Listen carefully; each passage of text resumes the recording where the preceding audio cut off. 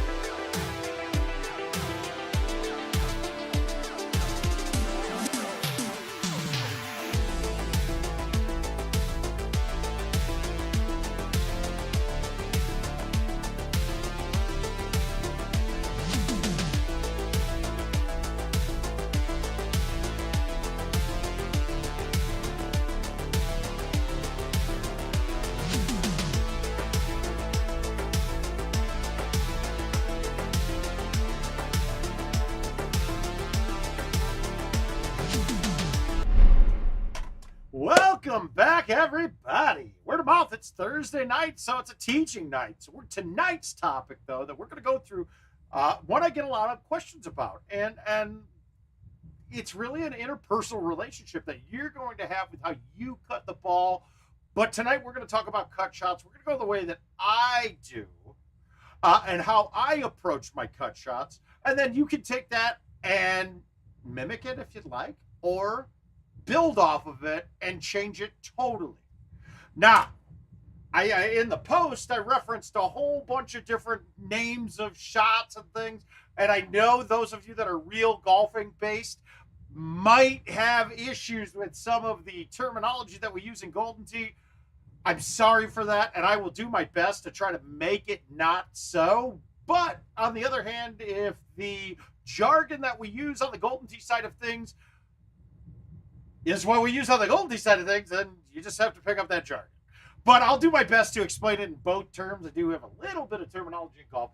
Gentlemen, Ames, Jeff, Nick, Jason, AJ, guys, welcome back. I'm glad that you're here. Let me get a warm-up game in. I'm going to play the event, so, you know, I'm going to play courses from this year that really, and with the tee boxes that we played with in May of last year.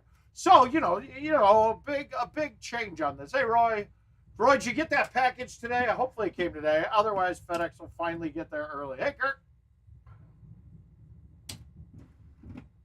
Oh, so we're going to play Easter one time, maybe twice.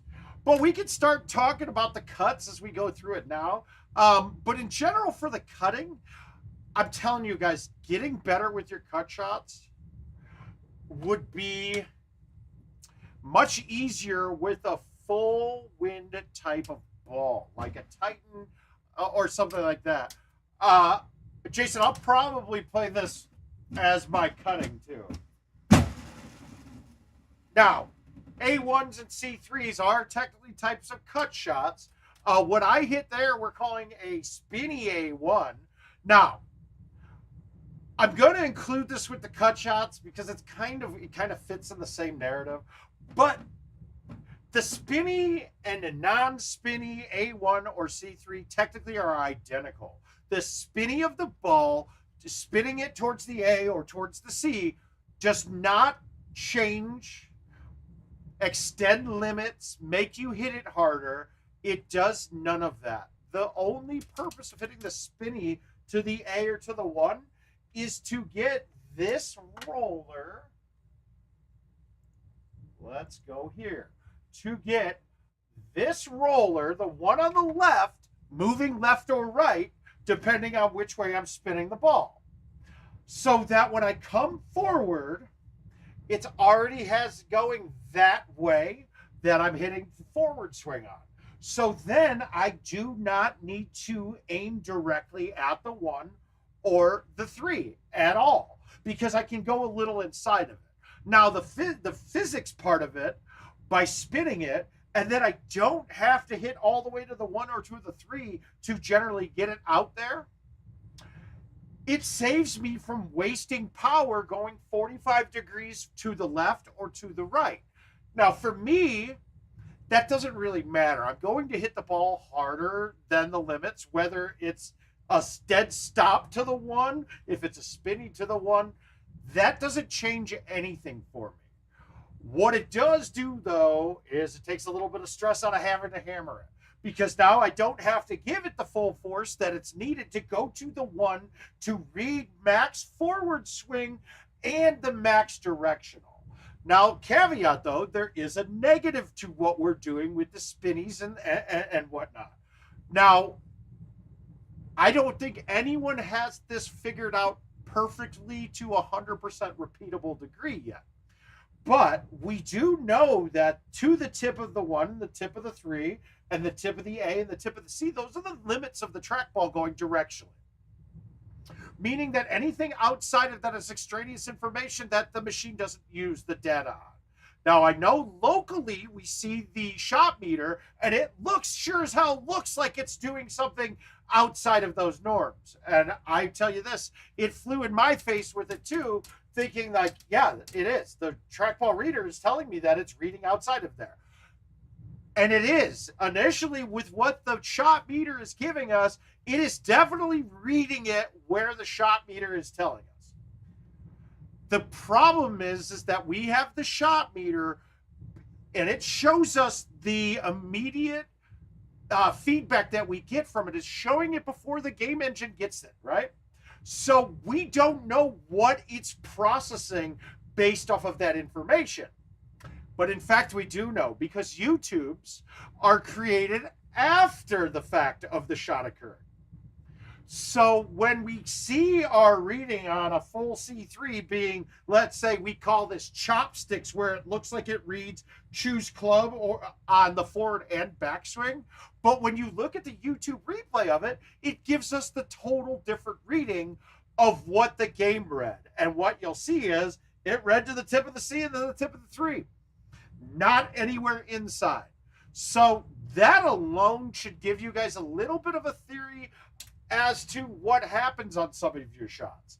Now, what I have come to find out with my A1s and C3s, that if I hit it with a spinny and I hit it directly to one or too far left, well, guess what? It's making my shot read further left or further right, therefore not reading my swing perfectly. It's a touchy one. Mind you, there's no way to make it perfect right now. The way the readings are done, it's just never going to be perfect. So it's a skill shot. If you're having problems with your A1s and C3s reading like really low speeds, try swinging a little softer and aiming a little bit farther inside. And then you'll find your point as to where you want to hit when you're hammering an A1 or a C3 with a spinner in order to not go past the theoretical limits of the trackball. And actually, they're not theoretical, they're real limits of the trackball.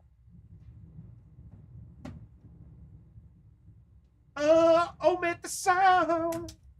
Oh, wow. You got to love when you come in firing shushes from deep. From deep. That was from deep. Sorry, guys. There's going to be points of the show where I stop and just talk. I hope you guys doesn't bother you at all, but I'm telling you that the words that I'm going to give you are going to help you guys play better. It's just simple. We're going to simplify the game so that we have a better understanding of what we're doing when we're doing certain things, so that we can either, one, do those things better, or two, not do those fucking things that hurt us. I mind you guys, I still do things that I know are not going to be good. It is so deep. It did. Yeah, Kirk, and now, but one of the things I want to give you guys, look, I'm going to tell you right now, one of my hardest things when I transitioned to playing Stouts. Guys, caveat, Stouts are the best ball in the game right now. The 50% wind reduction is too big of an advantage. If I want to say best ball of all time, excluding Stouts, it is 100% the Titans. There is nothing else that compares with it. They're almost too powerful. In fact, the instant that they came out, I was talking with Adam about it, and I said, dude, these things might need to get taken down a notch. And he was like, I know. But it never happened because everybody jumped on Stouts before jumping on Titans too much, before we started jumping down that train. So we got lucky that that Titans are still the exact same ball. To me, they are the most powerful ball of Golden. All the best scores that I've ever shot are with that ball, and not Stouts. That's just the consistency factor of Stouts, though, make them unreal.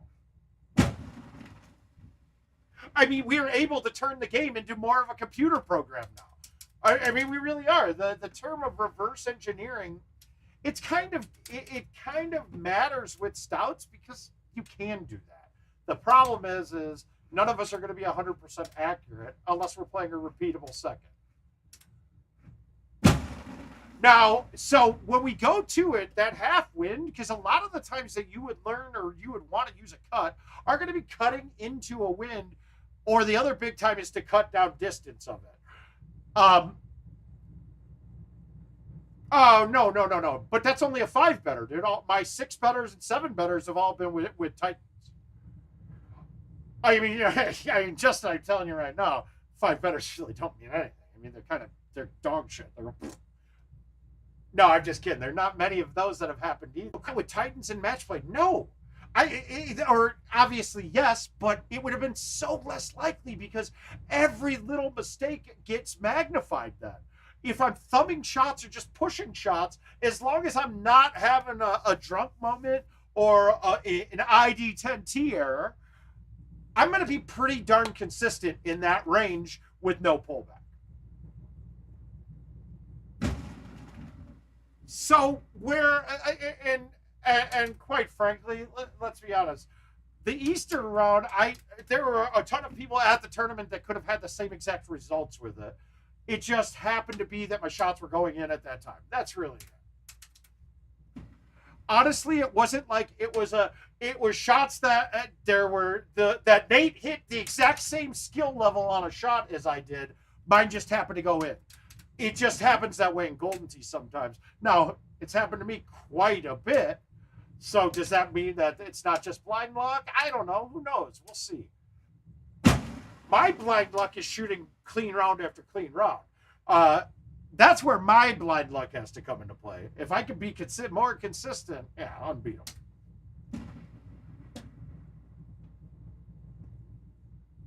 But, yeah, but that was a tournament too, and Stouts had a lot. It removes a bit of the pressure that you would feel while you're playing in a tournament as well, Stouts do. So, but the main point of the Stouts is that you don't have to cut the ball. Everything can be basically fought through with using thumb shots and things. That's just not the case with the other balls.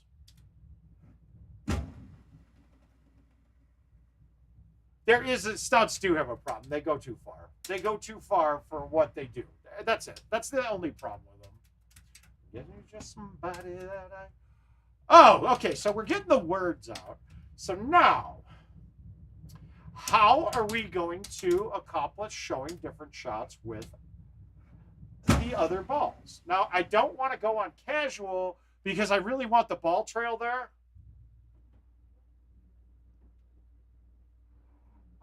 Well, I don't know. No, see, Justin, that's the point. Like, we don't... Nick, in order to stout-proof a course, you have to be good enough to know what Stouts can do. So can we inherently, could IT stout-proof a course? No. I'm sorry, they can't do it. They don't have the skill set to do it. They don't have the skill of GoldenTee to design a course to fight the skills that we possess in GoldenTee. It's a tough thing. Trust me, I'm not saying it would be an easy thing to do anyway, but the people there don't have the ability to do it. It's just quite frankly, that's not a negative. I mean, it can be a negative, but I'm not saying that the designers of the game should be the best at the game. But I don't think we have a basic realization even of what can be done with these things.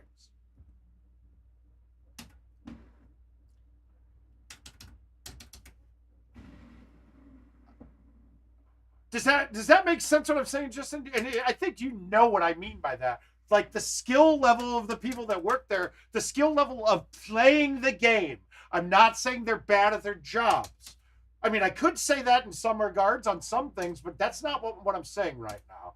What I'm saying is that the skill set of the players that are designing the courses, the skill set of the playing of the game, not designing the courses, but those people designing the game that would be stout-proofing it aren't good enough at the game to actually make changes that affect people. I mean, I guess I heard that Adam Kramer on stream during World said, yeah, we intentionally made the sand different. That's a fucking lie. They did not know they did it. I'm sorry, but based on the conversations that I had, no, Kirk, at a time I did. Right now, not so much. But that is absolutely untrue. What he said there is not true. Because bringing it up to them, they had no idea what I was talking about, sticky sand. So it was an unintentional change that they rolled with because I don't know if they know how to reverse it. That's my personal opinion. Yeah, Kirk, I did at some point. I used to play probably 40 games a day on average. Now, I mean, for the entire year, it didn't end up being that, but when I went out. But again, though, that's not a good goal, though, Justin. You really don't want that because that doesn't give you any room for growth then either. I don't know. I don't know if I'd want. Honestly, I'm a fan. I think the easier courses get more play, and that's been proven time and time again. We don't like the easy courses, but we're also trying to compare to the average player. And that's the thing. Most people that are even coming in the stream are not average players. They're way above average. So are we necessarily... Yeah, Kirk, I do. They can go. I mean, I know we keep talking about Paul Luna's record speed run at Worlds, but he's still 15 seconds short of what my best was. Or the one time we timed it. Yeah, so I can play pretty fast when it happens. Yeah, I don't know, man, but it's a question of what you derive, where you want to derive your enjoyment from. So for me, hey guys, what's up, Senor? Yeah, so we're just playing this one out. I'm getting this one down, getting a little warm up in, and then we're going to dive right into cutting. I'm kind of thinking I should go to where the course that I noticed the biggest amount with it. And I think I'm going to jump in and just go play a bunch of Indigo Mound. I know it's going to fuck it up, but it's going to ruin all those contests. But Indigo Mound is when I really started really understanding cuts a bit more, because it was the first time that we really had to make a change in a shot because we didn't have a club that fit the distance. Now, a lot of people ended up just changing clubs and going to an Indigo Mound and playing the high loft set. I think they're called high lows in the box now.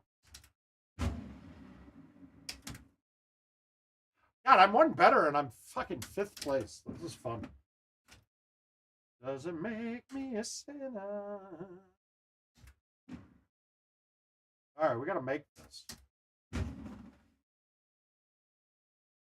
Oh, played with fire on that edge there. But notice here right now, I have not cut a single ball during this round. A1, I don't consider that a cut shot. Another, I got to hit another A1. I'm going to here. Not a cut shot. Now notice, so that's about the max, like the farthest right you can get and still get the max. Right there is a max speed A1. And notice I did not hammer that like I normally do. So I think that a lot of it is that we're going over limits, and that's why it's dropping numbers down. It just takes time playing with it to get better at it. And I'll tell you this, I'm better. Woo! Moisture. That's better. That's the rightful place. What am I not doing up here?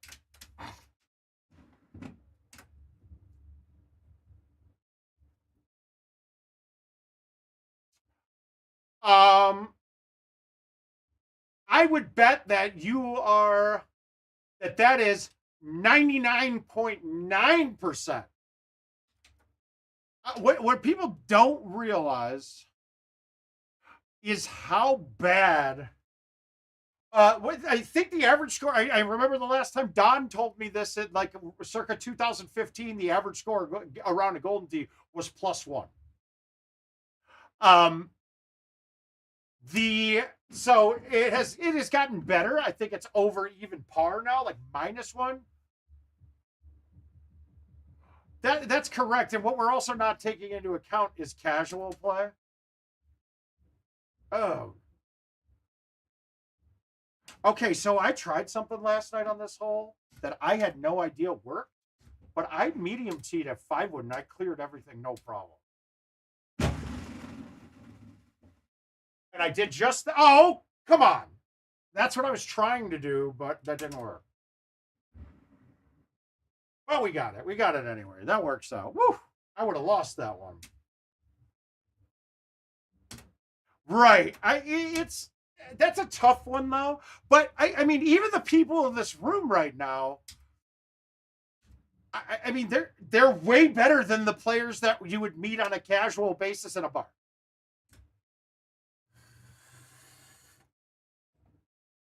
So what I'm going to do here now, so we can go through this a little bit, and I want to think that this will have most shots that we want to. I'm going to play. Why the fuck isn't it not leaving this? I exited already. But I'm going to jump. Ah, there we go, Kirk. No problem, man. It's going to be up, and you can watch it later if need be.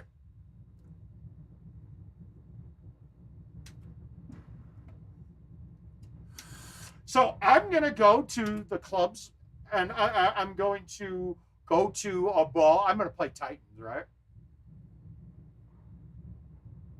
Oh, well, let's kind of look. We can kind of see. I got a computer right here. Let's pull up the live wire and see what the rankings look like.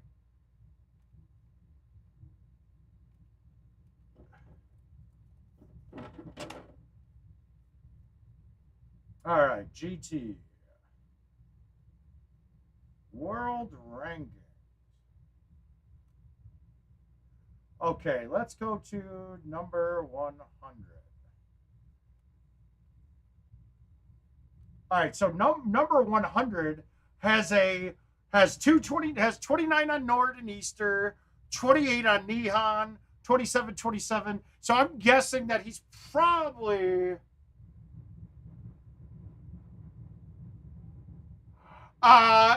it wasn't this last year, Justin. I know exactly when that changed. But you go over the limits. Those limits were more strictly before. It used to take that you hit the limit and it would fucking just max out the read on it. It doesn't do that anymore. That was right around the time with the 120 glitch. So since the 120 glitch, A1s and C3s have been different. But like I said in the past, I don't think they're broken. I think they're just not consistent. But thinking about the kind of shot that we're hitting, it should be. I mean, it shouldn't really be consistent, right? So, yeah, let's assume. Oh, we can actually look it up. Okay, so Miller Montz is 99. Let's see. Can we get him to, can we pull up his card? Now I got to look over here. So he's 99. I know he's on my friends list, so I'll just look there. But this is so silly, though, right? Why am I having to look here, then go to the app to do something, then go back there? Why is this so disconnected? Like, this is not conducive to a game easily being, for you to easily figure anything out on the game. There's nothing about this game that's easy anymore. All right, we're going to go online, and we'll go to golf, and we'll check in. We'll go to contests in case somebody else wants to jump in.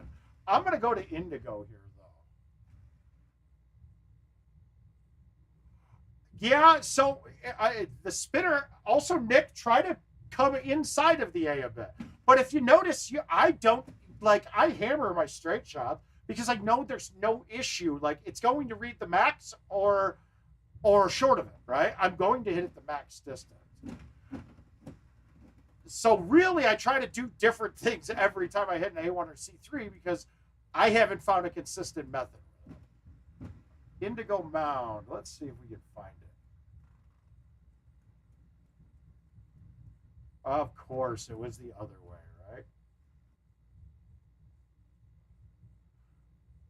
right? Yeah, we've gone through this ad nauseum, Bama. They are much easier, but that's because of the GPS coordinate data that they're getting, or the topography data they get. The way the greens are designed in Golden Tee cannot be programmed that way. So they made a decision to make them as easy as possible until the putting system is totally revamped for them to use it. Oh, sorry, Steve, I was talking. So this is going to be just like me. Where the fuck did I pass it? Oh, yeah, I did pass it. There we go. All right, so I'm going to switch over to the original buzzsaws so you guys can see what we had to go through, where I had to do these things. We'll play a few games, but I'm going to put it on the Titans as well. Now, I would have been using the orange balls back then, which I don't even know what they pertain to anymore. I don't think really anything. All right, so we'll go equipment setup. Let's go to select balls. These are going to be Titans. That's Titan. Good. All right, and we'll use the buzzsaws. So actually, I won't have them, will I? You're right. I will not have them. That sucks. Yeah, Hawks don't really do it.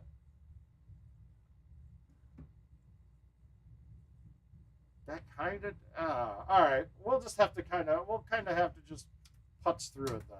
I forget, we don't have those old phones. Let's go random tees. Jason, get used to this. Find that button and hit it whenever you play. Okay, so nothing to do here, but let's look at something with distance with this, right? Now, in general, if I hit full C and hit it full 3, the ball will come back slightly past my original point, right? I say in general because obviously different speeds are going to affect that. Different clubs will affect it as well. And also different balls have more side spin on it than other ones. Oh, yeah, hundreds of times, Bama. Hundreds of times. I don't think the actual reasoning's been discussed by them much. I mean, but I talked about it with them in the back, in back, right when it came out. Like, it just seemed like they had them set on easy greens, but it's just what they had to do for now. I have a feeling that at some point in time, once Legacy is gone completely from the mix, then we're going to see a totally new revamped putting system. Okay, so now if I'm doing a little cut, we're going to take off our distances a bit. It's going to lose distance. So let's talk. I'm going to pull back, try to pull back straight. And in fact, I will pull back straight. So we're going to get a straight pullback right now, right? Shit, which one is it? Yeah, it's that one. Okay, so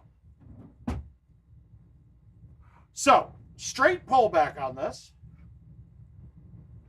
Oh, I pulled the wrong one. I was like, how am I changing clubs? All right. Where is it? Ah, there it is. Okay, there we go. Just a little bit different. So, got it back. What are you? I'm not gonna repeat. So if you would like to know that information, if you want to start at the start of the stream and watch it, perfect, man. But we're gonna have a dead straight pullback now. I disagree with that sentiment up there. Lower scores, yes. Easier does not necessarily mean lower scores. Some of the easiest courses are the worst scoring courses that we have in Golden Tee. So that just doesn't make sense. Higher Golden Tee par. Eagles Peak's one of the highest Golden Tee pars that we have in Golden Tee. Potential for lowest scores, second to Rattlesnake. Would anyone here call that an easy course? No, we wouldn't. It's probably the hardest course. Scoring, scoreability, and ease of play are two different things there. So we can't equate the two. So we're going to get a dead straight pullback, right? This is going to be dead straight. And I'm going to try to hit it as far right as I can so we can get a feel for what the ball is going to do. Now, mind you, this is with Titans. Luckily, this is a one win, so we're going to have a little different.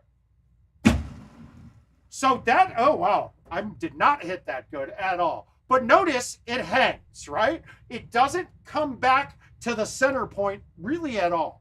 All of those are going to do that. So if I pull back straight, and throw it all the way right. Look at this. And I had a little bit pullback left, but we're nowhere near getting back to the hole, right? But notice that we hit it and got a lot of distance off of it. So that's a great way to control distance. How can we show? Wait a minute. I definitely randomized tees and they're giving me black every time, huh? How was I driving this? I think it's medium.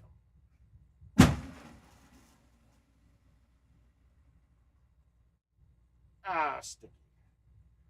Can't really cut out of sand, but let's see.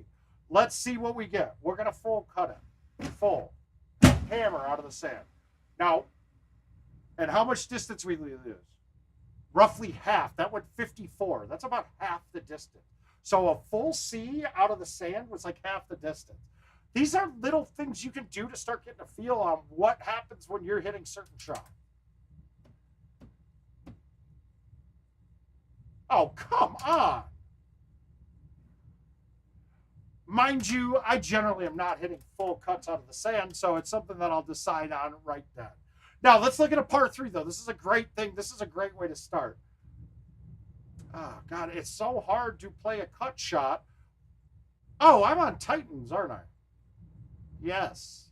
Okay, so now what we got to do is we have to... I think I might have made the wrong decision switching to Titans to teach this stuff because we got to look at what the wind's doing to it too now. In fact, I know I did. I'm going to go back to Stouts for now. And you'll have to adjust your cuts based off of if you were playing a wind ball. But most of us aren't right now. So this will be just as helpful. Sorry about that. I'm starting to go there and go into explain through the wind factor of it. It doesn't give us a full impression of what it's doing because now we're going to have a different amount of cut based off of wind. We're going to get the least amount of that effect with Stouts. So that's what we're going with. So I'm switching back. And now I feel stupid. Thanks, guys. I feel dumb. What I really wanted to have is like 3-iron shots. And actually, I'm going to put my bag with my Super 2-iron in here so that I have this as well. So I can kind of show you cutting it down a bit and how we're accomplishing that. All right, so we're going to go equipment setup. Did it even change? It did. Stout. Random tees. All right, now we got the gosh darn, yeah, we got the money box. But this is why contest is stupid, right? This just doesn't make any sense to me. Why do we have the mode with the leaderboard allow you to change the tees? But the mode that you're playing by yourself, you cannot change tees. What the fuck kind of sense is that, dude? Like, that is nonsense. It doesn't make a damn bit of sense, guys.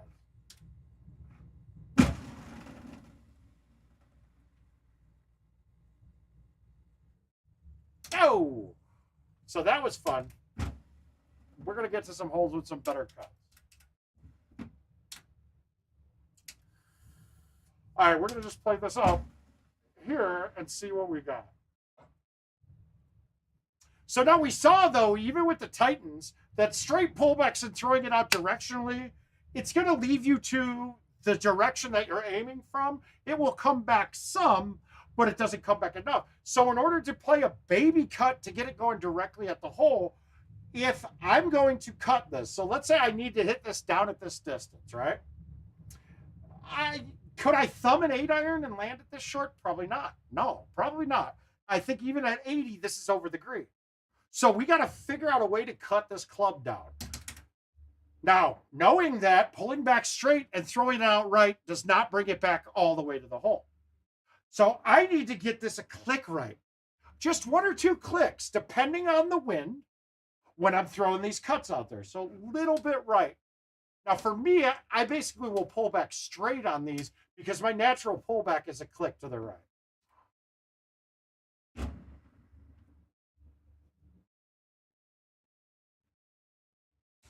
So I was able to take a 130 or 128-yard club and land it directly at the distance of a 100-yard shot. So I just dropped 30% off the distance of a club, or a little less, 27%, off the distance of the club by just pulling back slightly right and hitting it all the way out directionally.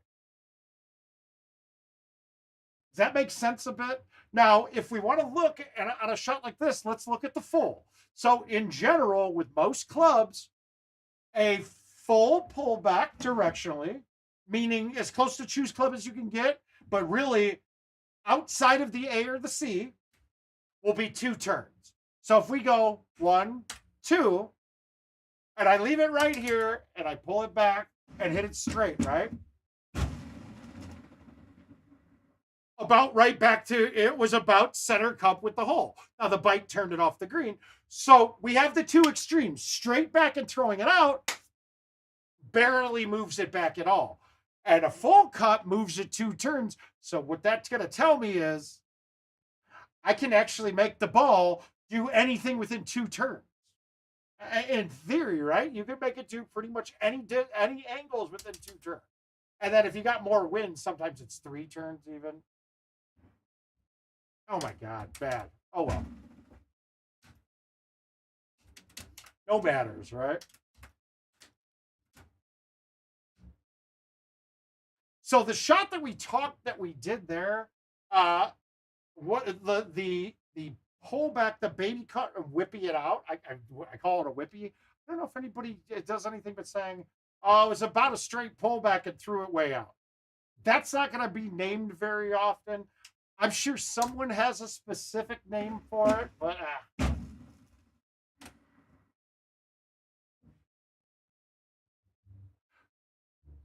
Now, let's look at a club like the 9-wood. We know that this is actually another, let's just, in general with the 9, just add 10 yards to the overhead one. And that club will now line up basically with the overhead view on most other clubs, or at least be closer to those numbers. So this one's really, we're going to call this, it says it's 193. We're going to say it's 203. Generally here, I just thumb this ball because that's a perfect distance. Thumb backspin from 20 with a 203 to 109. This would be pretty gosh darn good. Yeah, it's so hard to cut into winds now, though, because this is why I say that cutting with Stouts is harder. If that was a 7 wind, I've got about maybe inside of halfway on my pullback, but maybe the inside edge, the outside edge of the tip of the B, right? Like where my finger is to the eye on the swing, let's say. But now with this shot, if I wanted to cut it into this wind, I basically can't cut it really at all. It's pretty much dead straight back and then throw it out a little. But even that's not even close. Cutting, got it. This is, I'm understanding why we've gone away from cutting because you just don't really have to. Oh, my head. Okay, here's another good one, right? We could hit, let's say we could hit the 9 wood here, no problem. Let's say I don't have a 9 wood. I got a 6 wood here. Now, we would be low teeing this and things, but we didn't have low tees when this course was out. So, back it up. Now, one of the shots we would have hit would have been turning here and hitting like a 5-iron with backspin and a C3. We know that C3s give you the snap hook, the A1s give you the snap slice. You get extra distance. That would get there no problem. But we're playing Golden Tee in this era. We got no tees. We got a 6 wood that's about, let's just knock 10 yards off the overhead here. So we'll call this one a 225 club. So knocking 10 yards off. So this is the 230 on the overhead. So I got to knock 30. I got to knock 15% off of this without a problem. Is that hard? No, not really. So we want to get a decent amount of cut. Now, how I pick the amount that I want to cut. I take the wind that I'm cutting against or with. In this case, it's against a 2-mile-per-hour wind. Not really going to affect it much. I figure out how far offset I am and how much I need to make this ball cut. So on this one, it's not much directionally. So I'm thinking this is going to be an inside of the B by looking at it. Then I look and see I'm hitting a 6 wood. Well, if you play much and you get the feel around, you feel as if the 6 wood doesn't cut as fast or as hard. It takes more pullback directionally to get it to turn. And I agree with that, even though in testing, it's really not any different than the one below it. Hey, Neil. So I'm going to find that cut and get my pullback to adjust how much I want to cut it. Now, we saw how it doesn't come back all the way unless it's a full cut. So you will have to, if you're going to aim it right some, like I'm going to cut it to the right. I'm going to aim to the right some. So naturally in my head, I have to have a little bit more cut than what my original plan would be to just fight the wind or to just fight the angle. Because you're still fighting, the cut is still fighting, you're aiming directionally against that cut. If that makes sense. And for the real golfers, I'm saying the hook I'm going to put on this, the draw I'm going to have on this. So I need to pull it more if I'm aiming out directionally one way. So in this one, we are definitely doing that. We're not going to be able to hit straight because we got the tower in the way. So we got to cut down distance too. So I'm playing this with more of the whippy type shot. So I'm going to throw it out pretty dramatically. The reason why this works is because as the crow flies, my distance is 207 straight at the hole. So I'm making the ball take an arc around the outside of it, right? So that arc, if you know, the shortest distance between 2 points is a straight line. If I'm taking the radius of a circle, instead of taking the circumference of it to make my points connect, it's a longer shot. So technically I'm hitting it the same distance, but the ball is traveling a shorter distance. Or I'm sorry, the ball's straight line distance is shorter, but it's traveling the same distance as the other one. So now we're going to get the cut and then a whippy. And I murdered it.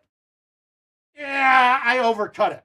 So there is a point as you start getting closer to halfway that you will start getting the snap effect, right? That we were talking about in A1s and C3s. And that one got more of the snap effect. So obviously I overcut it. So, and the snap effect isn't only by how you pull it back. The pullback has to be getting close to the 45 degrees or the dead halfway between the B and C. But it's really the angle between your forward swing and the backswing that's going to cause that snap, right? So an A1 is technically that 45-degree angle between your forward and back is technically the largest angle you can get. So that gives you the biggest snap. So on that one, I was here and here, not quite and I said the biggest, it's the smallest angle between the two. Sorry about that. If the biggest, if you're going the other way around. Technically from halfway to full 3, that's getting closer to having that snap. And as we saw, it did snap a bit because I did hit it pretty soft. And remember too, when we're looking at that forward swing, we read 106, I think the number was, but that's 106 going to the 3. At straight at 2, that's probably an 80 at best kind of thing. Oh, I wasn't even paying attention. I don't even care about score right now, guys. So I'm just really just knocking it around. But I should really work on my chipping, which is no good.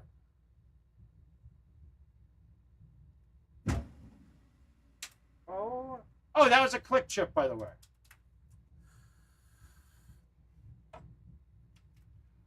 I want to get to some par 3s. Let's just get around this. And we're going to do the A1 again. I want to get this one full out, so I'm not going to hit it as hard as I humanly can.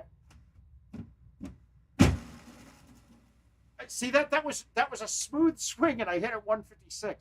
I really think that is the missing piece that we're thinking about when we're hitting A1s and C3s, and it's really hard to get out of the habit of not hammering that shot, but take some off of it. You'll get better results. I think I watched CJ hitting them in on the stream in Nashville, I believe, and his motion was fast, but by doing it fast like he's doing, he can't get the full power that he would normally have on it. So it's actually slowing it down and doing what we're talking about second-handedly or subliminally or unconsciously, whatever you want it to. Yeah, Jeremy, it's not my favorite. Okay, so now let's try to knock the 7-iron down with a pullback and try to get the screen with a medium tee. So again, baby cut, and we're going to throw it out a little bit. This one's a little tougher to do it on because I don't have a lot of room on the right-hand side.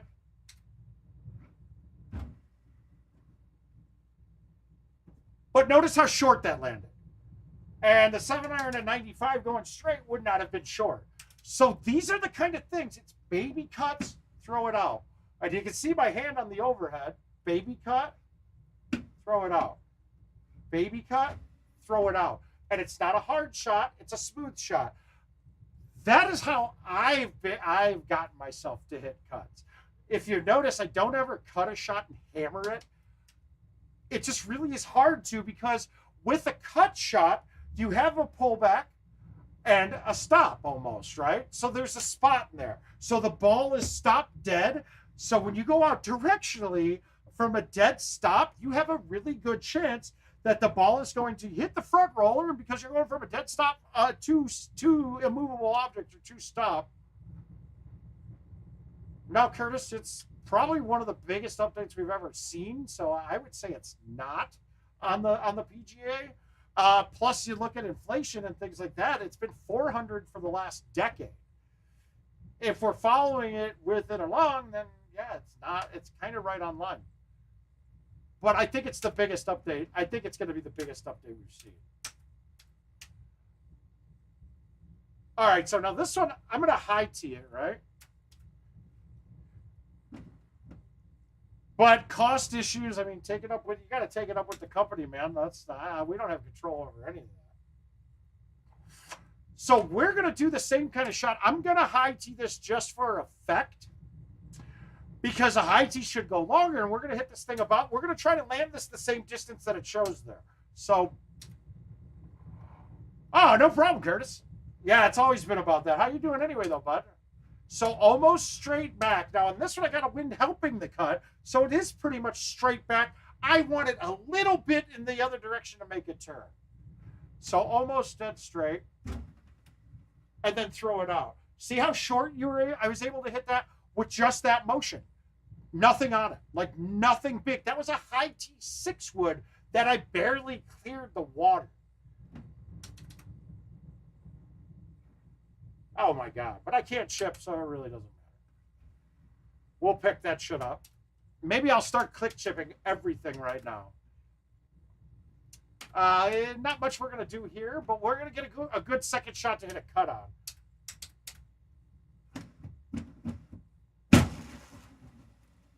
Yeah, the update seemed to have covered by content.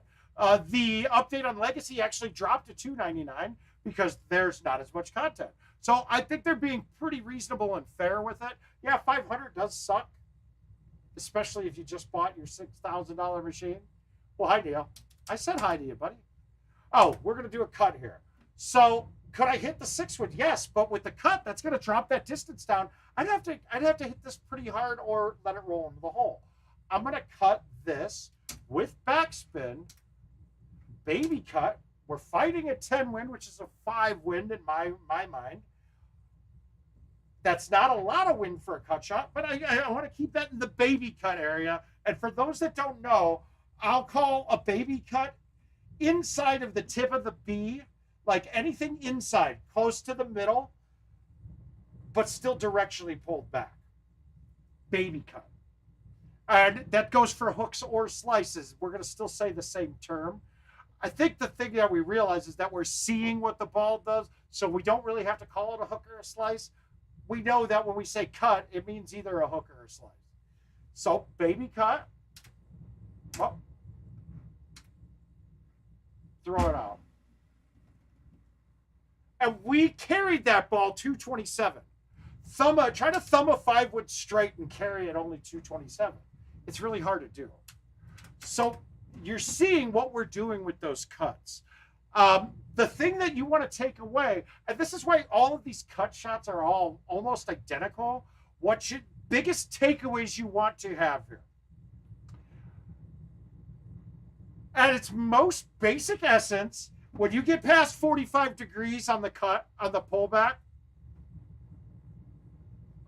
if you bought your machine a month ago, then you probably get the update for free. It was July 18th, I believe. So you might want to reach out. Who'd you buy it from, Curtis?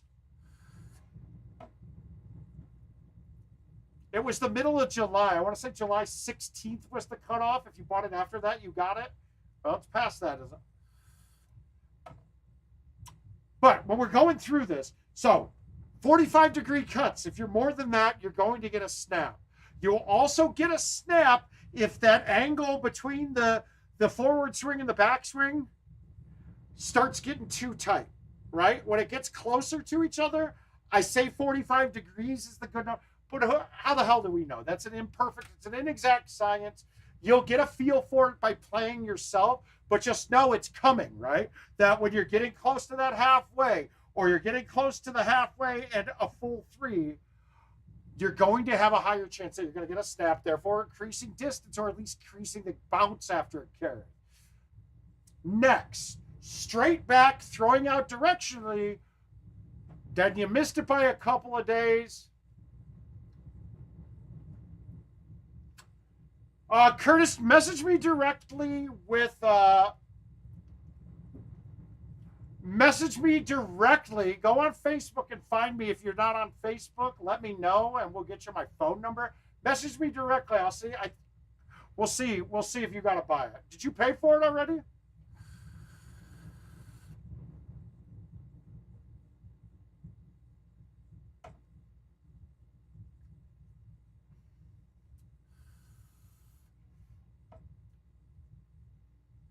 But I'm just going to need the CID, which I can show you where it is. It's on a sticker on the back of the machine. It's also on the CID, or you can just hit the operator menu button. It's the number after the 14-whatever. So with the takeaways, sorry, I keep interrupting and getting sidetracked. We got the first part, 45 degrees, bigger cut. Straight backs thrown out, doesn't come back to the middle. So that means when you're doing these cut shots to finesse shit in, you've got inside of the half, and not straight. So you got that area there, right? That's the area you're going to be playing with all these little cut shots with, right? After that, it changes the shot totally, and you got to come up with different distances. We know that those little cuts, you lose distance. I like to play up at least one club, generally two clubs, and do my soft baby cuts with it, because I find that me hitting the ball at 120 gives me more accurate forward swing readings. If I was hitting the ball at 142 on my cuts, there's a very good chance that ball jumps and doesn't read all the way to the directional that I thought. And that's nothing to do with anything IT related, anything at all. It's just the design of the trackball. And if we look here again,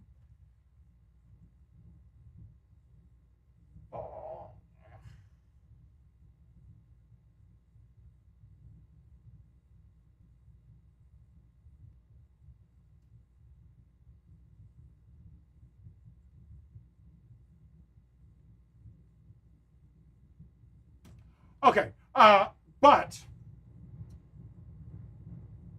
I totally lost where I was at. So this is the area you want to play with. This is going to be your comfort zone. You got to get used to this area between here. That's where you're going to be doing most of your shot shaping. The shit outside of there, it's changing the effect. You can definitely get used to it. Absolutely, Curtis.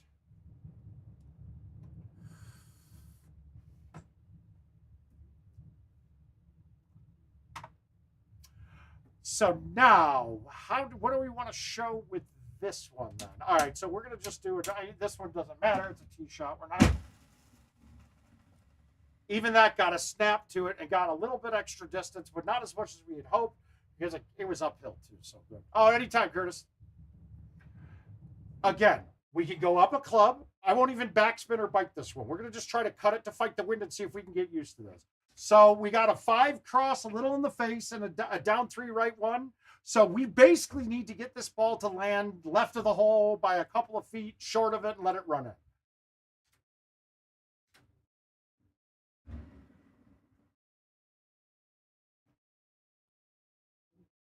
I mean, we're pretty close. Those kind of shots are not as easy with Stouts, though. I'm telling you right now, because I would have been able to cut that and let the wind hold it in place too. So right now with Stouts, I am really defined inside of this range. With the bigger winds, I have a lot more flexibility with those, because I've got a variable that is static that I can use to my advantage.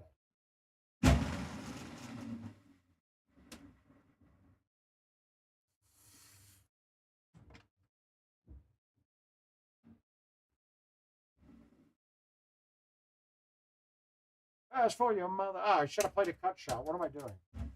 Sometimes it's so hard not to. And mind you, the shots that I've hit at every hole so far has been the wrong shot. These should not be cut shots. This, I'm going to hit a cut shot. This was one of the holes that was one of the problem holes for playing the low loft set, because it would line up to 165. Kirk, it's a feel thing. It's my nervous tick. It's what I do while I'm playing.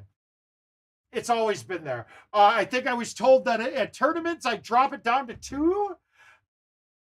But on stream, I'm generally 3 to 5 times. But it's what I'm doing while I'm talking. It's just a familiarity thing. So again, let's go here. Now, this would be just the thumb shot, right? And you'd thumb it out. I'd look at the right 3 on the green and play it that way. We're doing cuts. So how do I fight a 3.5 wind on a slight downhill? So we'll call it 4 with a right 3 break. So I need this to slightly cut in, land at between the pin and the back left-hand corner, maybe halfway there on that line. Now, the thing that you also have to remember is that when the ball is cutting in, it has a side spin on it. So when it hits the green, it's going to be the inverse of the angle that you're landing on the green on. You can expand it and make it flat, make it turn left, make it turn straight right with how you're cutting the ball. That's another part of cutting that you'll start picking up once you get the basics of cutting down. So on this one, I don't want it to cut almost. I just want it to come back and fight the wind a little bit. So on this one, I'm thinking it's a straight pullback. And then I'm going to throw it out left with backspin.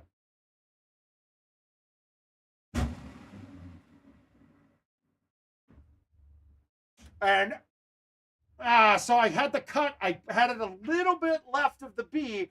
That's why it turned too much there. Well, because it's perfect distance. I can cover shots from 40 yards to 100 yards. With the super spin, I get limited to if I can hit the green on some of those. That's really it. Plus, I find it chipping with the G wedge, since it is a slightly lower trajectory, is more beneficial. There are some courses where I put a regular sand wedge in, not even a super spin, because there's a couple bunkers that the G wedge just didn't get out of. Juniper would be one of them. Pine Coast I used to too. I don't play it enough now to even build another bag again. I should have played a cut shot again. Whoops.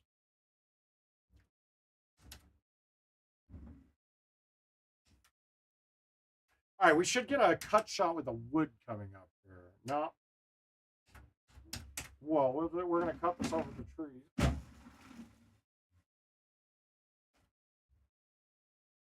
But that's really it. I cover all my clubs are picked very meticulously.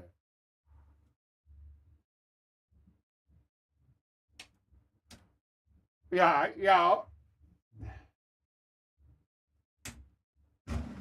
Well, one of these days I'll tell you everything that we thought. God damn it, I keep forgetting about cutting.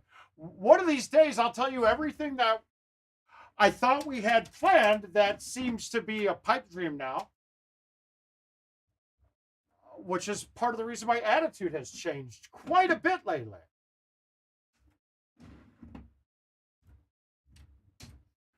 I'm just going to hit this for fun, but because I can skip the water with the thumb shot here. Then a pure C. No, that shot meter was not straight back. Wait, which one are you talking about, Kirk? Because you guys are 15 seconds behind me about. So when I'm now on a different hole. So I'd have to know what you're talking about, which shot.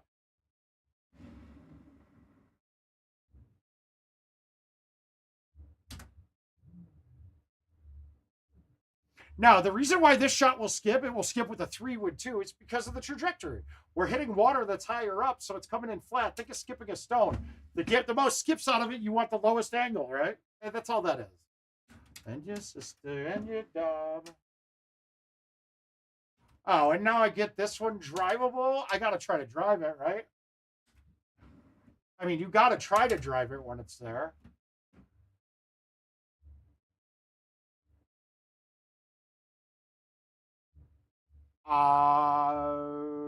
Don't remember the hole. Yeah, just wait,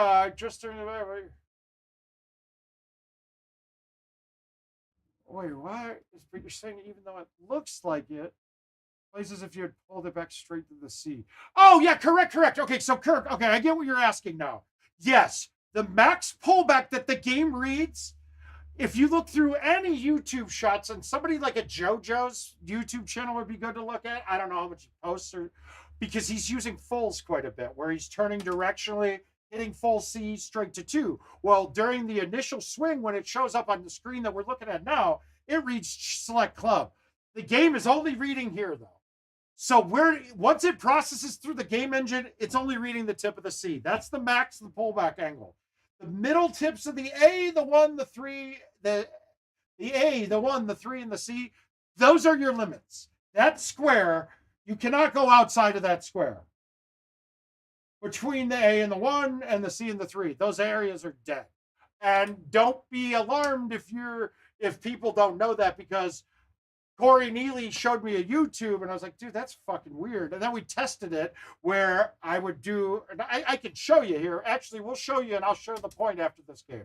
I'll prove it and show you exactly what I mean. Did I get it there? No, I did not. Oh, but we're dry. We're good.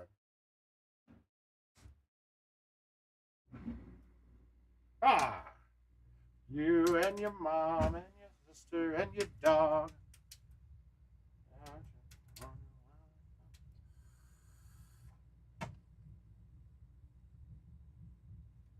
Well, there. Okay, so the point is that if I pull back here, I know that shot is a max cut, right? That's it right there.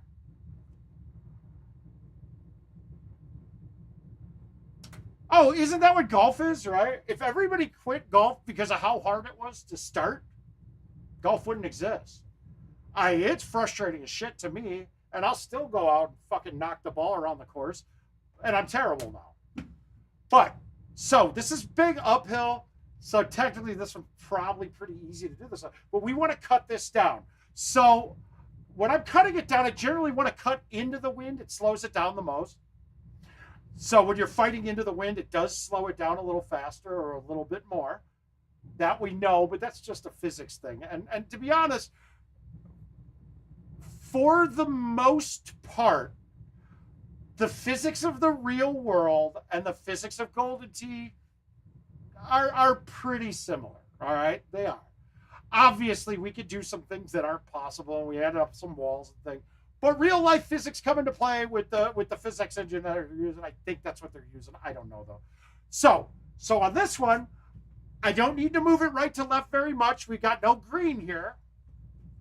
I just need to fight that wind. Well, that's only a 4.5 wind, and that's the hypotenuse is 4.5. So that's really only about a 3, right?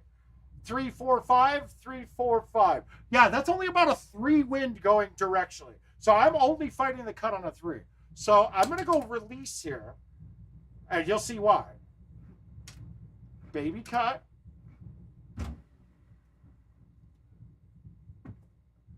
And notice that I hit it 98. If you would have hit that shot 98 straight, that's over the green. That's in the water, 100%. I mean, 98 on a 230-yard club is going to go real close to 230, right? All right, we'll do a cut here, too. So now we want to bring in and bring the cut to fight the break of the green, too. Now, I'm not going to go against this because I want to bring it up the hill. So one of the things that people would fuck up on this hole a lot is that it's a big right 10. If you don't shape the shot to come in right to left at this, you're welcome, Chad. But if you don't shape the shot to come in right to left of this, the ball is going to actually, the right 10 will be a multiplier and force it to speed up.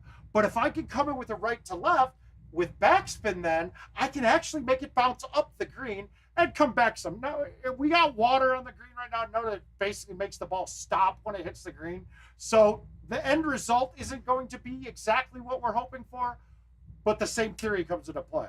Now, 265. Mind you, when we're in rain, the overhead meter drops its distance. Don't fucking believe that thing. Your distance, the carry distances that we've talked about through, 2 or 3 years of the shows, those still ring exactly true. And this is one of the reasons why I tell you, and I came up and said, we need carry distance. We need to do this. Notice IT did it too.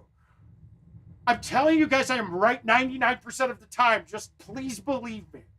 If I don't know I'm 100% correct on something, I'll give you guys that caveat right away. Hey, I think this to be true, but I'm not sure. It's like I can tell you now, I'm 100% sure putting is fucked up. It's absolutely broken. I have the data and to prove it. On a shot like this, though, so my carry distance would be, I'd be playing a 3-wood. That would show another what? 15, 20 yards? 15 yards, 285, 20 yards, right? So technically, if I was playing this straight at the hole, it would be a thumb 3-wood. Really, a thumb 3-wood, maybe a pullback 3-wood, who knows? I'm going to go up 1 club.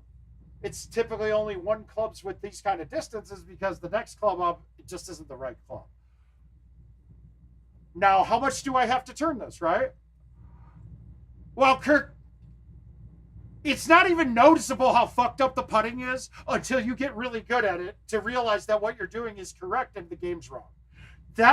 So I'm not going to give you that and say that you're not a shitty putter. I mean, you could be the greatest putter in the world. You'd still realize that putting's fucked up. It's a question of being able to beat the fucked upness. That's a whole nother story to get into. We've covered it ad nauseum. I don't want to do it again. So the first thing here, it's right. So let's go through the play-by-play with it. This is where they started me. I look at the shot, right 10 green, right to left wind of 15. All right, cool, right? So what do I want to do on this? The pin's in the top, short left. So that tells me in order to make this shot, it has to be backspin, okay? That also tells me that I have to come in right to left, so I'm going to be here.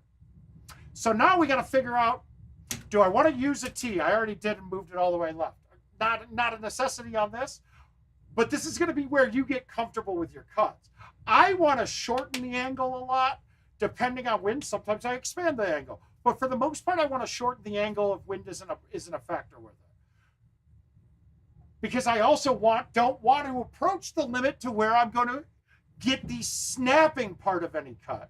Like if I know I've got to pull it halfway to have the cut be right, I'm now risking that I'm going to snap hook it or pull it a click too far, and now that ball's going to take off on me. Just so you know. So I try to shorten the angle up as much as I can so that I don't have to approach that limit. It also causes my shot to be a slower distance, but it's something that I can account for very easily by going up a club. So now I've got wind helping me with the cut, but I have a right 10 break on the green. It's raining. None of that's really going to matter. I could basically hit the green anywhere and I'm not going wet. So that part of it's gone. So we're going to pretend here. We're going to use our mind's eye and just be imagination station. So a little bit of cut inside of the halfway. This one, I'm definitely approaching it, and I'm worried that I'm going to overcut it. That's me worrying about it. You guys will have your worries too, but that's also part of the reason why, Kirk, there's just something when I pull back the first time, even though that's probably perfect, it doesn't feel right to me. Like my body just doesn't let me. It's like an OCD thing. I flip the lights 3 times before I start the stream, by the way, too. Just so you guys do know this. So we're going to go less than halfway. Throw it out. Notice, bounce up the hill. Distance, just right. Dry, if that's a dry surface, that ball gets a lot closer. Maybe points, probably not. Line, though, was exceptional, right? And then I had no risk whatsoever. Because even if it's short was in play there, if it was dry, the way the ball's landing, I'm not coming directly back at me. I had a curve like this so that it's the inverse of where that angle was. So now it's that way. It's checking back into the left, not straight back, so I can fight through.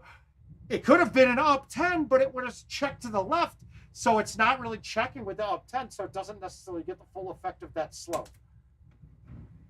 And it's so hard to... I feel like I'm very good at articulating thoughts, but yet still some of these things you really have to be doing it. It's like a talking to is only going to matter so much. It's when you actually get to the application. Yeah, for the most part, I agree, Kirk. More importantly, I don't care what kind of putt I have as long as I'm under 40 so feet. Once you start getting into 50s, that's where the formula for the putting mechanic is fucked up, and it doesn't follow a linear result to it. It means like the harder I hit it, doesn't matter. It's all based on distance away from the hole. Under 40 feet, it doesn't. You're over the hole. You can get to the hole from 40 feet away on all setups, so I'm not worried about it. Well, good evening, Benny. So what can we do to actually apply some more to this? I can say, given it an hour of time, I am sure that some of the stuff that we've brought up here so far will lead to some questions there. So I'm going to start playing some invites. We'll talk through some more of the training type things as we're doing it, but we'll use the courses that I'm playing on invites as training. I'm going to play Stouts and my normal balls and use tees and things, but when we get to a shot that I'm contemplating a cut shot, we'll go into depth into it a little bit more. And I kind of, it's what the best thing is for me, one of the best feelings is, one, when you guys message me telling me, hey, my God, my handicap's gone up 3 strokes since we started this. Awesome. That's my favorite thing to hear. But my second favorite thing to do is to describe a shot I'm about to hit and then fucking do it and make it. Because it's really, theoretically, I can describe how to make every shot. Can my body do what I'm theoretically describing? No, not really. My body can't do half the things that I want it to do anymore. All right, let's play teal. Aljaz has a par of 29 up. That's a clean round on this course. Can get up to 30, maybe 31. There might be 2 holes that can get there sometime. One never. I think it's 2. I've driven that before. All right, so for the most part, though, we don't want to cut it. I don't want to pull back on a shot to add a variable into it. Now, a lot of the shots, somebody might go, why would you release that? It's going to go past the hole. Absolutely, it's going to go past the hole because I don't fucking care about golden tee, great shot points. I care about golden tee points. I need shots to go in. Points, yeah, they're great, and they're a tiebreaker, but when it comes down to it in live match play, they mean jack shit. So every shot that I'm hitting, I want to give it a chance to go in more than put it next to the hole. Because really, there's no difference between a 40-foot and a 4-foot putt for most players. Once you get good at putting, you'll realize that they're the same. Bite spin would have been good. I didn't expect to have a 89 on my thumbs there. No funny business. Got more records than the KGB. All right, easy shot today. High 9-wood is your friend. Now, I had the question asked multiple times. Why do I choose a 9-wood if the distance is wrong? Well, because, well, then you're going to be one off of most of us, Kurt. Oh yeah, the par on hole 1 or the one off on hole 1 is it's a very bad feeling. It is. It absolutely is. I'll tell you this, in my banger days, that's a DNF almost instantly.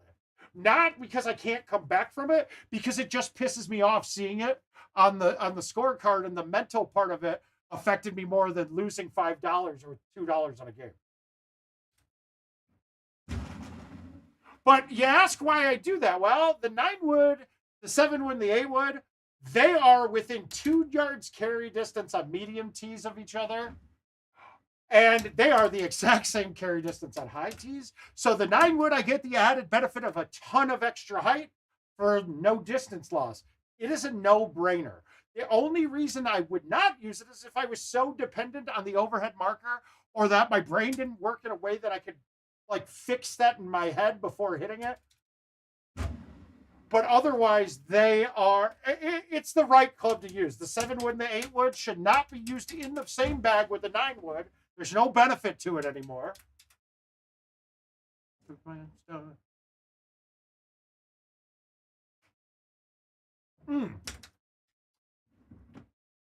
Another one, we just got to get on those strips. When these are too long away, you can't go down the middle. It's a harder shot, but this is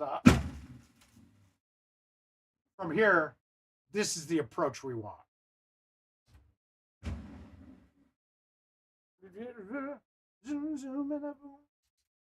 Take your money. So guys, Thursday nights are the perfect time to ask a question that you may find silly or something you've always wondered kind of thing. Do I have a tiny penis? The answer is yes. Microtransactions. You guys get them in Golden Tee. I get them in the shower.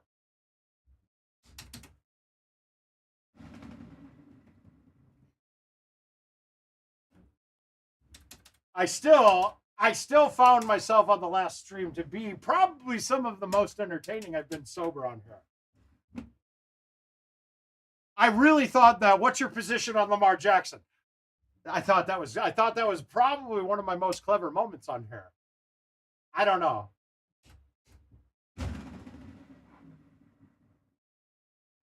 And mind you, I play enough games that microtransactions do not bother me unless they're forced upon me, like every time I'm forced to go into the area to buy things all of the time, or if they're done that enhance your ability to be competitive. Like, I don't like the pay for play type thing.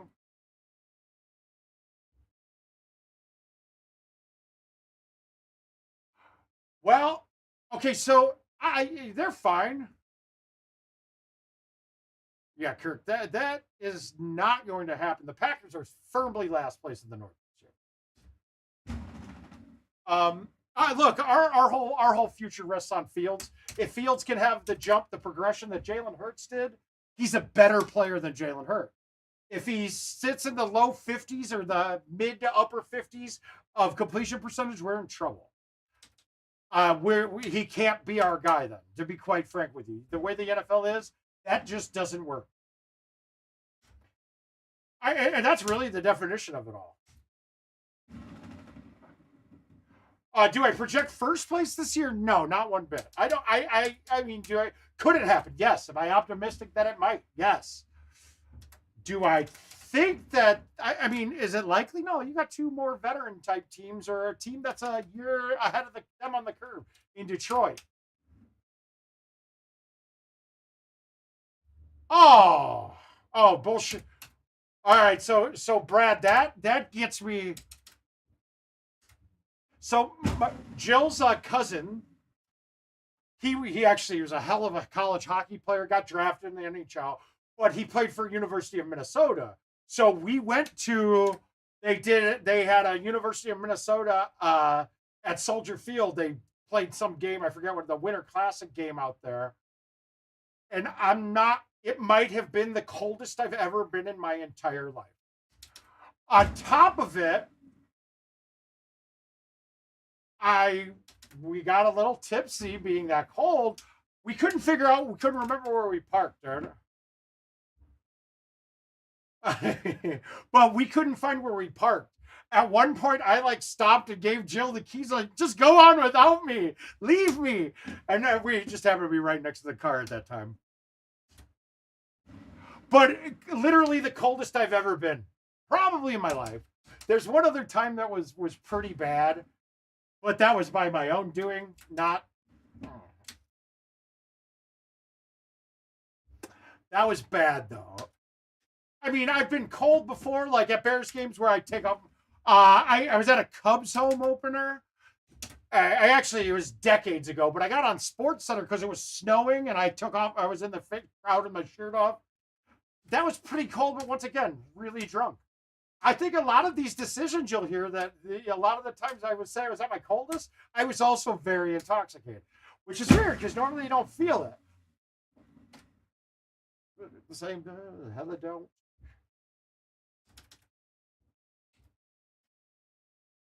With stouts, it's rare. A lot of the time it's really rare, Kurt. I mean, there are shots where it's water or bust, absolutely. So I can't say it's entirely rare. But I'll say this. That for stouts made it significantly less investment to buy balls because with no wind, we're really rarely losing. Pop some tail. If I would have gone for this hole, I probably would have watered it. It wasn't there on the setup we were on. See how short I just hit a 4-iron at 82? I was short of a 150-yard shot with a 4-iron, which is a 180-yard club. So those, and if that's a great one to go back and watch me dumb down the distance on it, because I still had the line pretty well. And obviously, it's a skill that takes practice. But once you see it do it a couple of times, you realize what your limitations are and how you can and what you can make it do. And I think that's one of the problems in Golden Tee. Most players that haven't met anybody or just played on their own, they don't know what their limitations are. They don't know that they can do more than what they're doing. It's like people that don't turn. At the end of the game, you'll see why. I mean, I'm at over 100,000 rounds now, Kirk. I mean, it's not. Yeah, there is a certain skill to it that some people just have it right away, and I definitely had it a little bit right away, but it took a lot of time over. Well, everything that I'm doing here, though, is. I mean, it's already defined, right? Like, we already know what it can do. All right, so here, just for you, Kurt, I'll add it back in here. I generally add it once in a while. but we'll get it up for you here because it seems like you're very intrigued thus far. I don't know. With a name like Kirk, you got picked on a lot, so you're probably pretty good with numbers. So I'm going to guess that you're okay with Excel.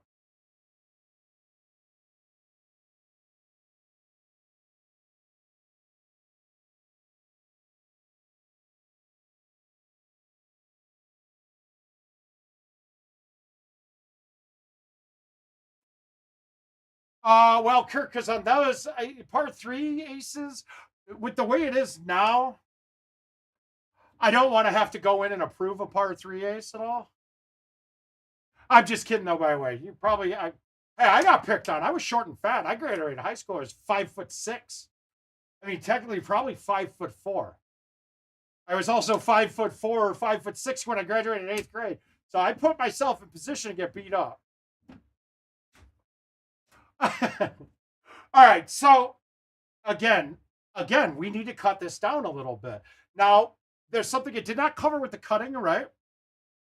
But a cut shot will lower the height. It lowers the height, right? Anything that's not dead straight lowers the height. So on something like this, if I'm assuming it's over the top of the center with a straight shot, I got to be a little careful because this is awfully close. It's above the top of the screen, so I can't really say for sure. I'm pretty sure I'm over this no matter what, but we got to cut this down. Now, let's get a little bit more advanced. Okay, I can't go left to right because the reeds are in play there, right? So I have to, if I want to cut this down, I'm going to go straight back and throw it right a little bit. But I'm offset of the hole to the left of the hole. So there's another step I have to do. We want to convert this to like I'm aiming straight at the hole. Make sense? How do you convert it? I can't do micro adjustments. No, you can't. But I can convert this to a straight shot like I'm aiming straight at the hole. Visually, at least. So on this one, So on this one, I'd say to get a straight line shot directly at this hole, I'm maybe to the K here, and then the inverse of that going forward, right? So that's my straight line at the pin. Okay, so I've got my straight line at the pin. So I want to have a little hook on that straight line. So I need to be a little right of that. So now I want to be just slightly left of the B. My forward swing was about here, and I need to be to the right of that. So I want to push that out to the S or the W. Mind you, I do this all by feel. I don't ever do that. But so if you saw what I did there, right now the straight line is off to the left by about 5 yards. That's directly in the water. Another stupid thing, but on this hole, I allow it. It should be offset. Makes sense on this hole, and I'll explain why. So what I did was I picked my straight line aiming point, okay? And it's a guesstimate, but you get a pretty good estimate. I draw a straight line between the 2 points. Oh, I need a straight line for the ball here.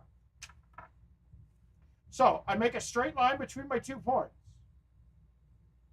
Right? I need a better one.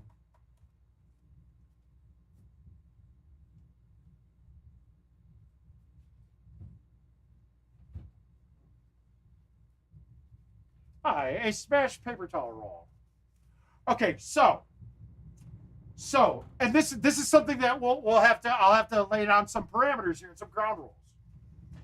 This shot between the B and the 2, that dead straight shot between B and 2, is the exact same shot as this, which is the exact same shot as this, which is the exact same shot as this. Those are all the same freaking shot. It's same exact carry distance, same exact. If it's dead straight on those lines, the numbers will show, the meter will read 158 if it's this shot, or it will read 147 if it's this shot, or it'll read 143 if it's this shot, but they all the same exact carry distance. So in theory, now that I have my straight shot going here, I can adjust and adapt off of that straight line. So let's just pretend that that straight line was this shot. How do I manipulate the shot now? Well, I'm a little right of the B, and I want to hit it out a little bit inside a half, or about half.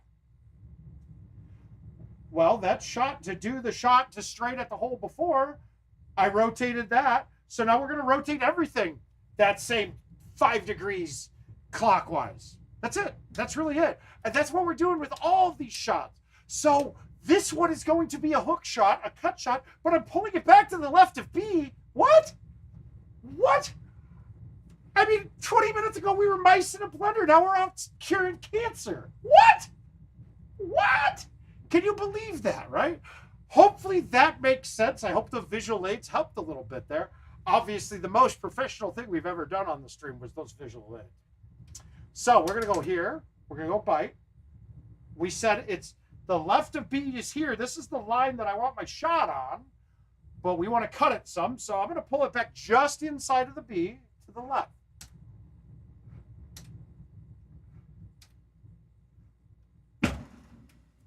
Oh my God, I forgot I high-teed that and I nuked that ball. But you see that though, right? You saw the line that I hit. It doesn't change much at all. That's exactly right. Oh, I got you, Kurt. I just saw the thing about Twitch. But so you saw that. That's a good one to go back and replay and look at the shot meter. Because at something like that, I have yet to find a time when that doesn't match what the game engine uses. So in that part of the code, pretty fucking strong. We're not worried about that. I'd love to hear some more people chime in to understand what we did there. Now, obviously, I hammered that ball. I just kind of brain farted there. But for me to do those kind of shots, I do one motion. So when I stop and take a break from things, my body's kind of programmed to is when I release the ball, I'm going to hit it a bit harder. And I just did it there without thinking. But I'd love to hear some commentary here to make sure that's making sense to us, because that's a really important part, that you can rotate all of your shots.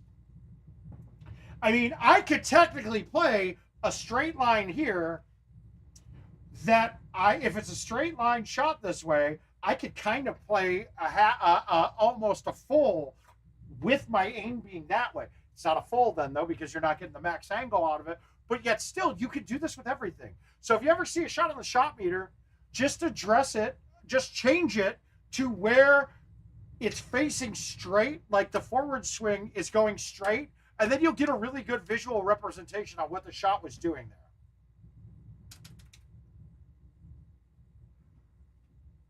Oh, ball sack. I was going for the course record, too. Yuck.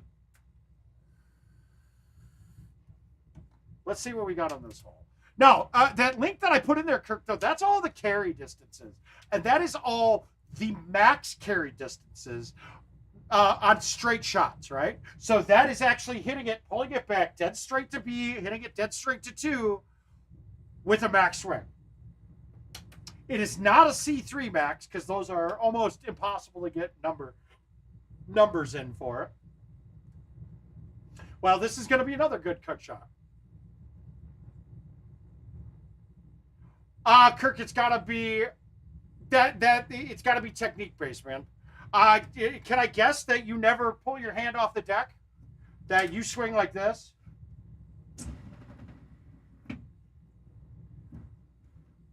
That would be my guess, is how you swing. But otherwise, it's technique. So we're going to move this right. We're offset by what? Maybe, let's say that's 10 yards. I don't know. Maybe it's 30 feet, right? 10 yards is about right.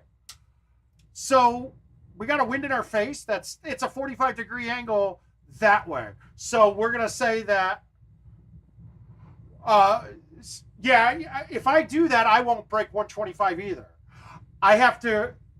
You have to get some more torque in it than that. So you're just not torquing it enough. That's it.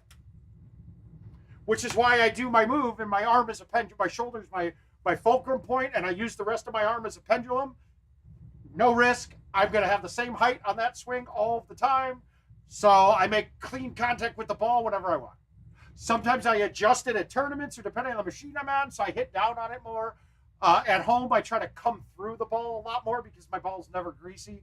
If it gets greasy, then I clean the fucking thing off. But, so we've got a wind going this way to get a hypotenuse of 7. And let's say that looks like a 45-degree angle. So what is it? So 7 squared equals 2a squared. So we got 49 divided by 2 square root. We got roughly 5 miles per hour going across, right? It's a little bit more than that. So it's like 5.25 miles per hour. Right? I think I did the math right. So we got to fight that much wind, about a 5 left to right wind. I'm going up a club like I always do. I'm gonna play no high T here either. I'm gonna bite it. And like I said, I don't want this to snap cut, so I'm gonna keep it inside of the halfway mark. I need to cut it a decent amount, but now I can look at risk to reward. Just a little cut gets me on the green. Little bit too much cuts me over. So I'm gonna probably stick with, I'm gonna err on the side of caution and err closer to straight back. A little bit more than straight back.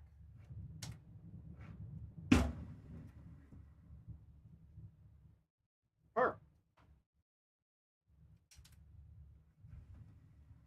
And then I yanked the putt. Oh, that's embarrassing. I think I gave away money on that one now. Oh, missing 2 easy ones. What am I doing? But no water balls, right? Hey, at least Kirk is asking good questions and keep me going, guys. The rest of you are no help this evening. I got a whole page of Kirk with a Jeremy Moista at the very top. That's all I see right now.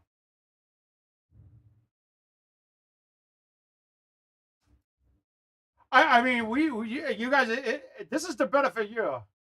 Yeah, just, I'm not really into the dialing in right now. I'm really just going for that. But all right, so if we don't have any more questions on cutting, like I said, that's the very basic of it. I mean, the best way to learn it, though, now that you have the basics, is to start hitting shots. If what Adam told me is true and the driving range comes back here no, Kirk, you're good, man. I don't know. Somebody asking me questions is a key. But based off what he's saying, if the driving range comes back, that's going to be a perfect place to start dicking around with that.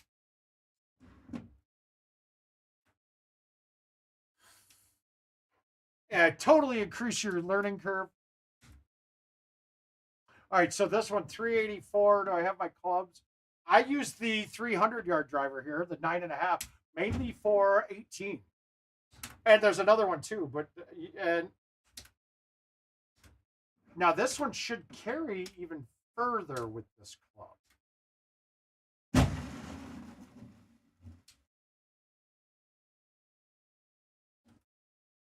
Yes, sir, Pine Creek it is.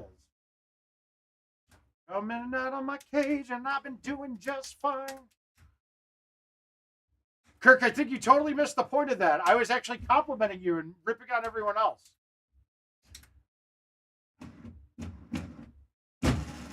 Now, I didn't hit a spinner there because I didn't want that ball to hang out as far.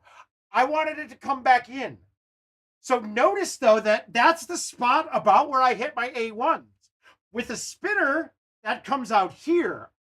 But with a non-spinner, it's here. We can. And I think the reason why you have aids on Southern's just really hard. Southern's just really hard. Highland, I don't think you realize that the rough is its own special kind of rough that didn't exist before that and very rarely used after. But if you go back and look, at that A1, right? I did a full cut, right? Okay, cool. And when I did my hammer to 1, my natural swing now is in here. Because if I hit it here on a spinner, it's reading here. And if it reads here, it's reading nothing until it slows down and gets back to here. And then the second reading's in here. So if you can't tell why that's problematic, then you're not really understanding the game. So this is part of the reason I use the 9.5 because of this. I think the 8.5 catches that tree too.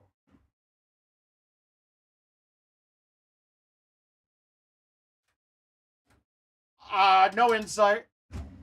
I don't know why they would be doing it. It seems like more confusion for the masses that is not going to be told about. Did anybody read the thing that the art director wrote, you know what? I'm going to find it because I actually want to comment on this with you guys.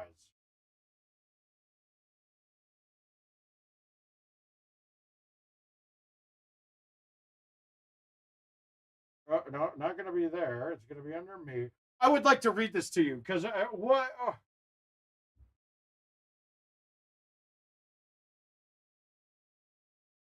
What they said about the Manhattan course. I gotta find it. How the fuck do we get there?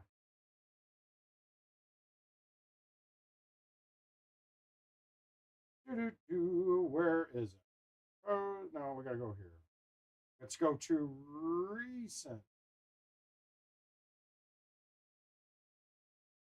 comments. Comment.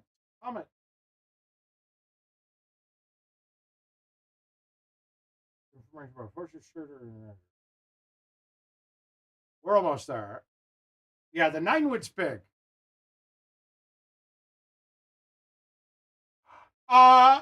The new courses, they do not need it.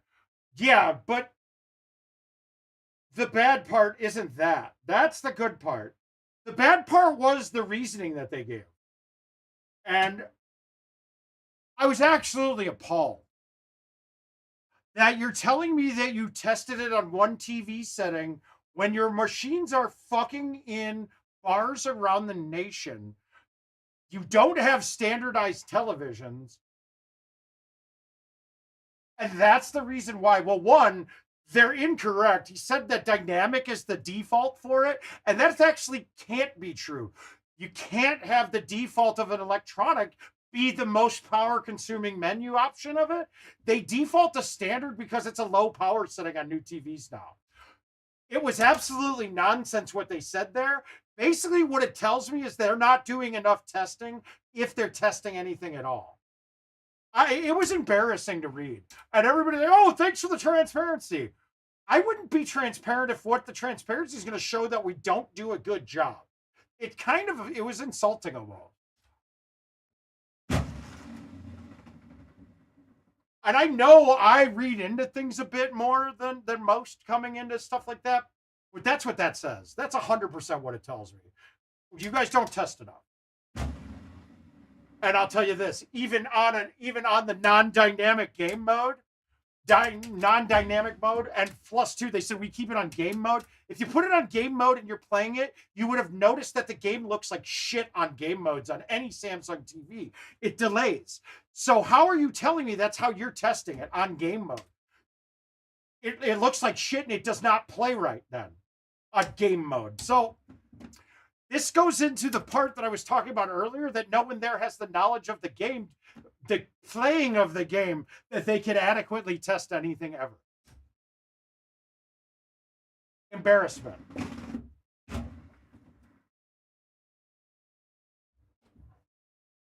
Listen to a word I say. Oh yeah, we're in the clear. I don't know, Jeremy. If I was you, I would go back and read that again and be like, oh my God, that is absolutely terrible what they said. Design is good. If your goal is to give bangers another mode that is they're fully in advantage on, then you knock that mode out the park. If you know what you're doing and you know what you're talking about, and you realize that the way that it's set up, it will die in months, 2 months that game lasts at best. Once everyone has it on a home edition and private play, but the contests for it, they won't last. That game is already getting fucking ruined by the people playing the game. Yeah. So honestly, the game itself is fine. It's fun. It can be fun. It can be anything. But the idea to design it was so misplaced and not thought out at all. Honestly, it's a mode, another terrible mode. And now they want to reward somebody for getting to 3 million when the average player can't even break 500,000. I don't know, man. That one. Oh, it's dead in 2 to 3 months. And mark my word. Unless they make a dramatic change, which I know they say they designed it in such a way that they could change the contest on the fly. I hate to say it. Oh, God, yeah, Brad. Yeah, they've gotten close already. Somebody had 3 ultras in a row and then did not get their last shot off, so they would have had it.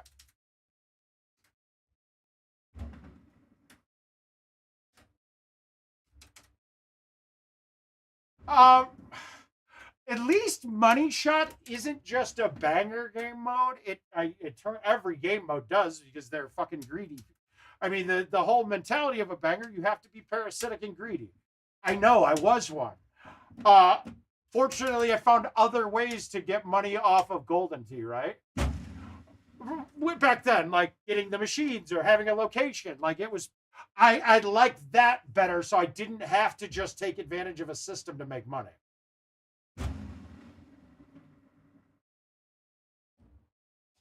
So even though I was in that same category, I didn't parasite the game modes in order so that everybody, to everyone's detriment.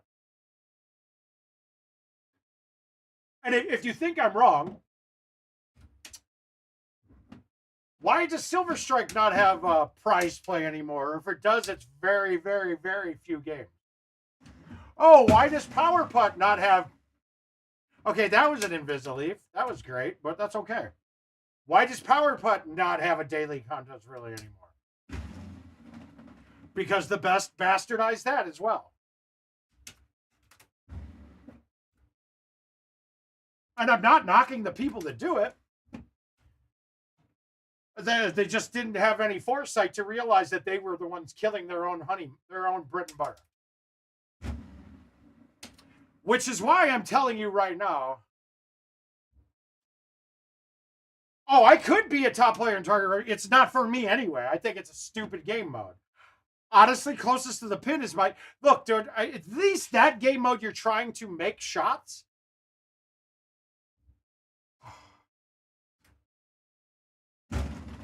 At least you're trying to make shots in that game mode. Money Shot, I can never be behind Money Shot because that's just diametrically opposed to everything that I want to do in golf. I want it to go in the hole, and in that game there isn't. So closest to the pin is still going to be up on my list of games, other extra games. But I mean, this was his idea. Kind of got derived from an idea I gave him a couple of years back about changing closest to the pin to 5 holes, and then having it be every hole out gets you a share. Right? Because for the most part, you're not going to have many multiple hole out games in a 5 hole game. So prizes go up. You get the guy, now you get 5 holes. So if you get that one random ace by the random person at the bar, they're going to get paid most likely. Whereas before it was like you got a random ace and got $5 on it. That wasn't good. And it turned into... We were going to call it was going to be something like CTTP Blitz. I mean, if you did closest to the pin or CTTP like they do Target Rush, I could see that. But hitting the same hole with the same exact shot fucking that many times in a row, that's just, that doesn't, why is that fun? Who would have thought that's fun? I just don't understand where that even, the thought of that being a fucking entertainment. But I get it. They want to get money in as fast as possible and get people off the, I mean, you know, like you want them to give you that 30 cents IT ASAP. They want as fast as possible. So for that regard, it's probably not a bad game mode. It is definitely not for me, though. So I put the 9.5 in my bag for this because it clears the left side trees and everything on the right. Oh, it's dead in 2 months. They're going to make changes to it, I guarantee it, within the next month. But see, this is the thing, though, because this is a couple people's babies over there now.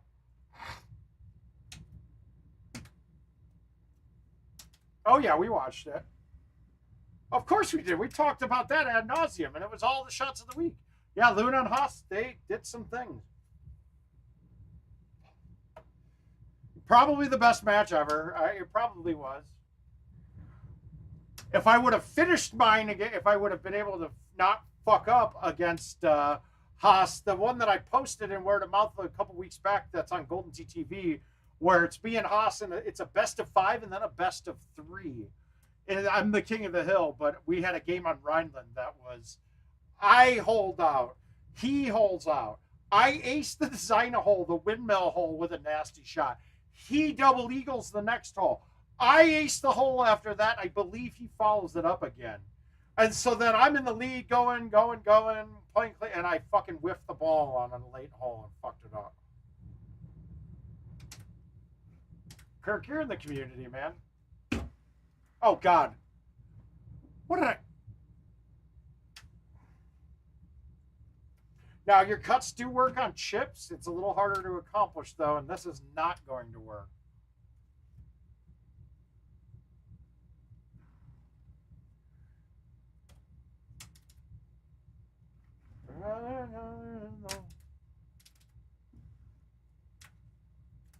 Wait, Jason, you haven't played it?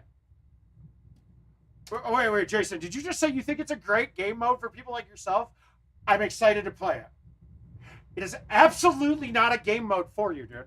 At home, playing by yourself for free, yes.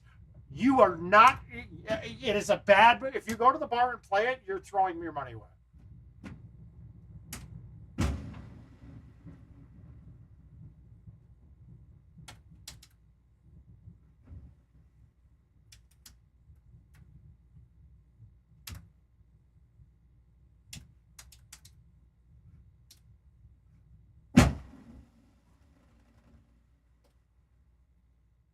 Yeah, it's $500. Pretty standard. This is something I don't get, right? Hey, Gary, what's up, buddy? Here's something I don't get, right? You guys haven't complained. I mean, like the price on the new PGA, the price of the legacies, the updates.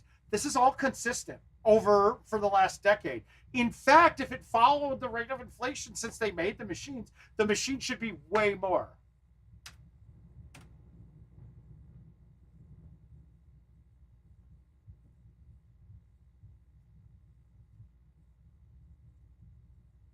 It was 400. It's 500 now.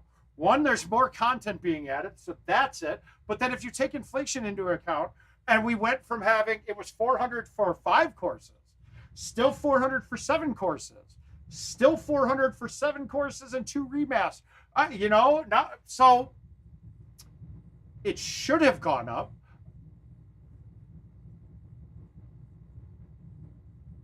Yeah, it's a horrible game mode. I'm sorry, and I said that from the day one of it being that I saw it. In fact, actually, the first time I got to see it, one of the viewers was with me at IT. Greg Reimer was there, and he was playing it. And we're standing in the room, and one of the production people was in there with us, like, or asked us what you think, and I go, so who did you guys develop this for, and who had it in mind? No, we did have. There's no way to do it.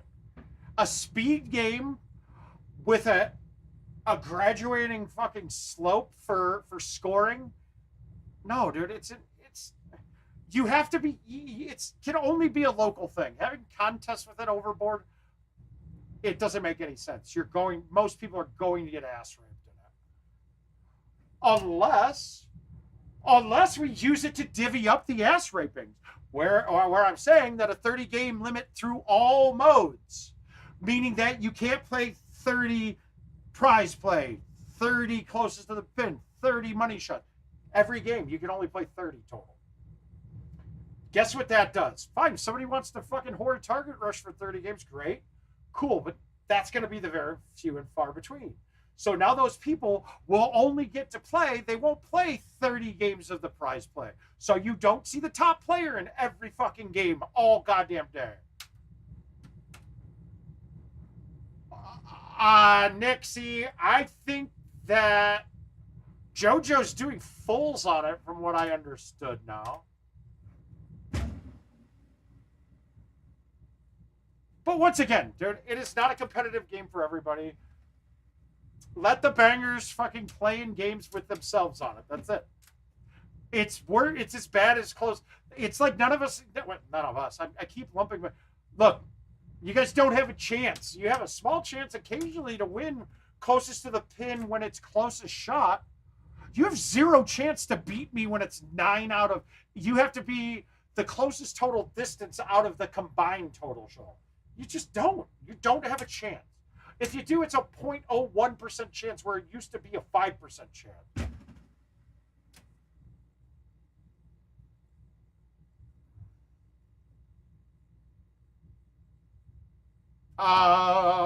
Okay, one, I aim, they don't do anything too fast, right? I played that game a year and a half ago. Like, what's that game's about? I would have expected that to be an idea developed in a month, fixed bugs in a month. It's not like they're reinventing the wheel at all. They made some graphics with some arrows on it and some ways to keep score. That's it. Some different feels there. It's not like they had to. Oh God, damn it, Mark. Oh God, it's not like they had to redesign holes. They had to redesign. No, dude, they didn't change anything. It's the same goddamn game. Nothing inventive except some targets. Dude, that game should have been that idea should have come to fruition, developed, maybe even thrown out on some machines as a test, and then realize that it's going to fail and fucking scrap that and get back to work on fixing the stuff that's out there.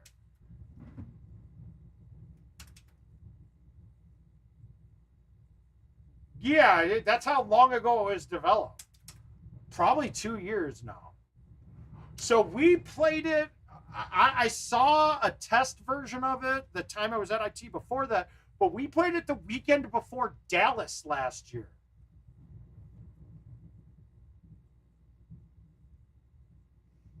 Oh, Nick, that was, yes, absolutely. That is the right thing to be in there. But it started dying out, and because they changed the mode. They turned it into something that no one really wanted, that only benefits top players. Like, that just doesn't make any sense. I just don't. But it was. This is honestly, I kind of made up my mind that at this point,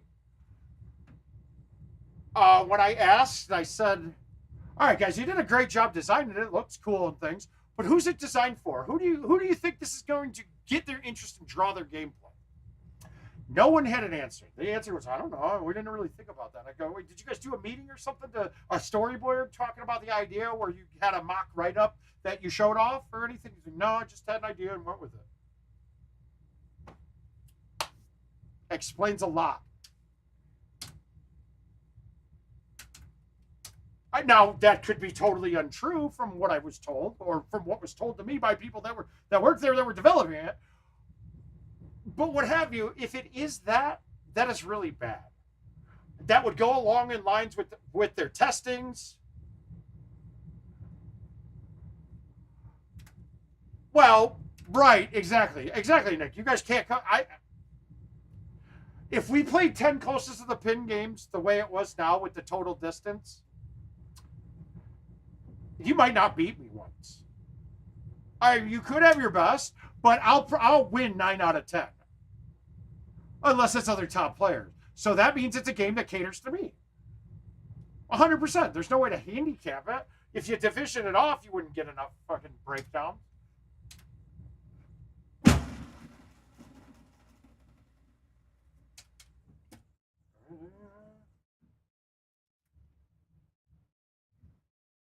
But I also, look, I want to play closest to the pin to try and put it in. I'll tell you what, when I'm playing closest to the pin right now, hole-in-ones don't mean shit to me anymore. I literally just throw them to the right next to the hole. No, I might get a shot that trickles over a green and gives me like that infinite distance. Put it this way, when we go to tournaments and we play closest to the pin part of tournaments, we don't even use, at World Championships, to get a spot for Worlds, we didn't even use the game mode the way the game mode is. I mean, I don't know what how is that, we know that yet no one wants to play it the way it is right now. But we have it the way it is right now. These kind of decisions just don't add up. Like, where is there any logic? Like, why didn't somebody go, guys, wait a minute, you're telling me for world championships we play closest to the pin doing something? And Dan, what did you think? Solid, right? They're solid.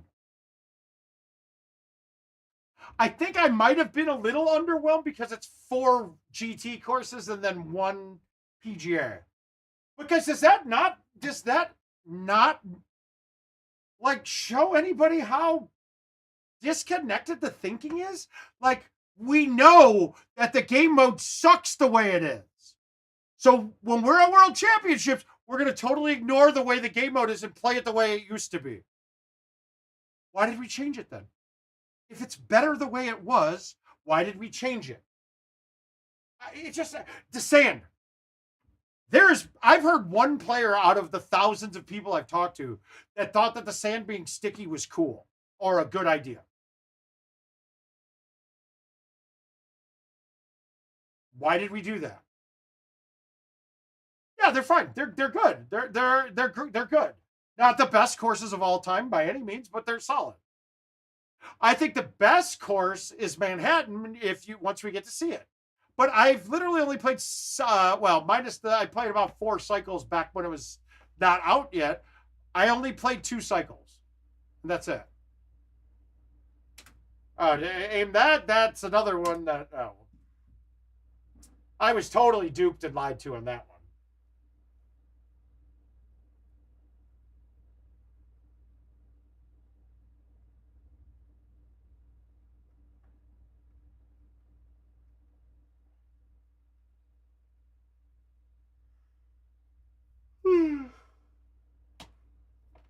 Yeah, I feel like I got a little duped on that one too. Hi, Brad. What do I want to play? I'm gonna play one more event, and then I got lab in the morning.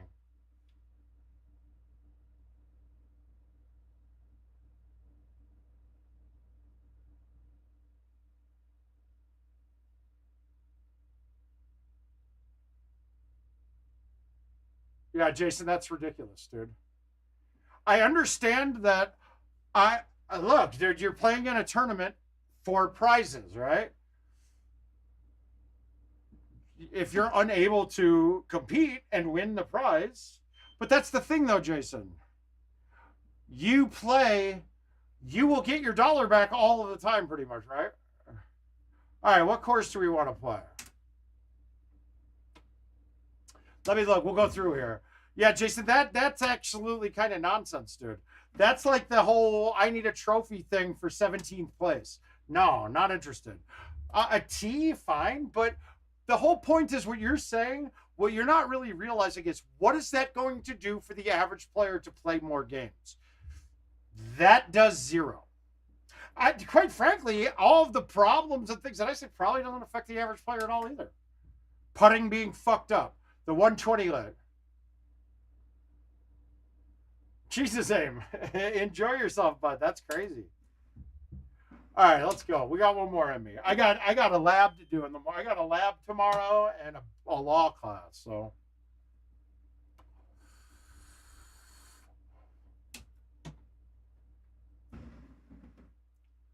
All right, what do we got? We got Eagles. Great. Oh, we can play Louisiana. Volcano's a good one. Glacier's always good. Monty. No.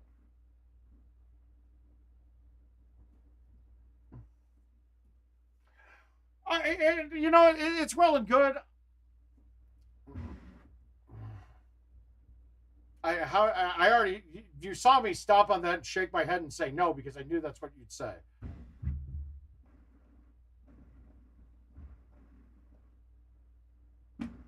I am thinking I'm going to play this one. It's Let Me Rock, Steve Beatty, The Mouth, and Burnsy. Let's do it. Let's put a hurting on these motherfuckers. What do you think? We're going into the 30s on this. Ryan, since you said it and I picked this one, I will play that one as well.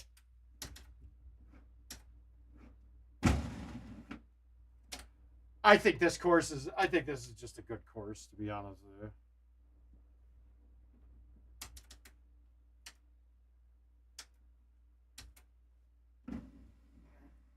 On your timepiece, jet planes, islands, tigers on a gold leash, we don't care. Caught up in a love affair and you'll never be royal. All right, so this one, I think the fringe in front bounces straight still. So we're going to try to run it in. Nope, it had a right kick. God damn it. On the front 9, maybe, Kirk. That's my goal, is to beat your score after 9 holes.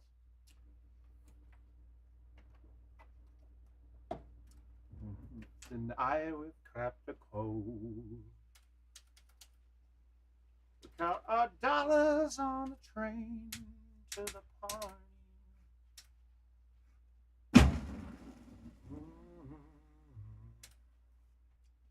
I hate this shot. I fucked this one up a lot. Gold teeth, gray goose, tripping in the bathroom, blood stains fall down for the.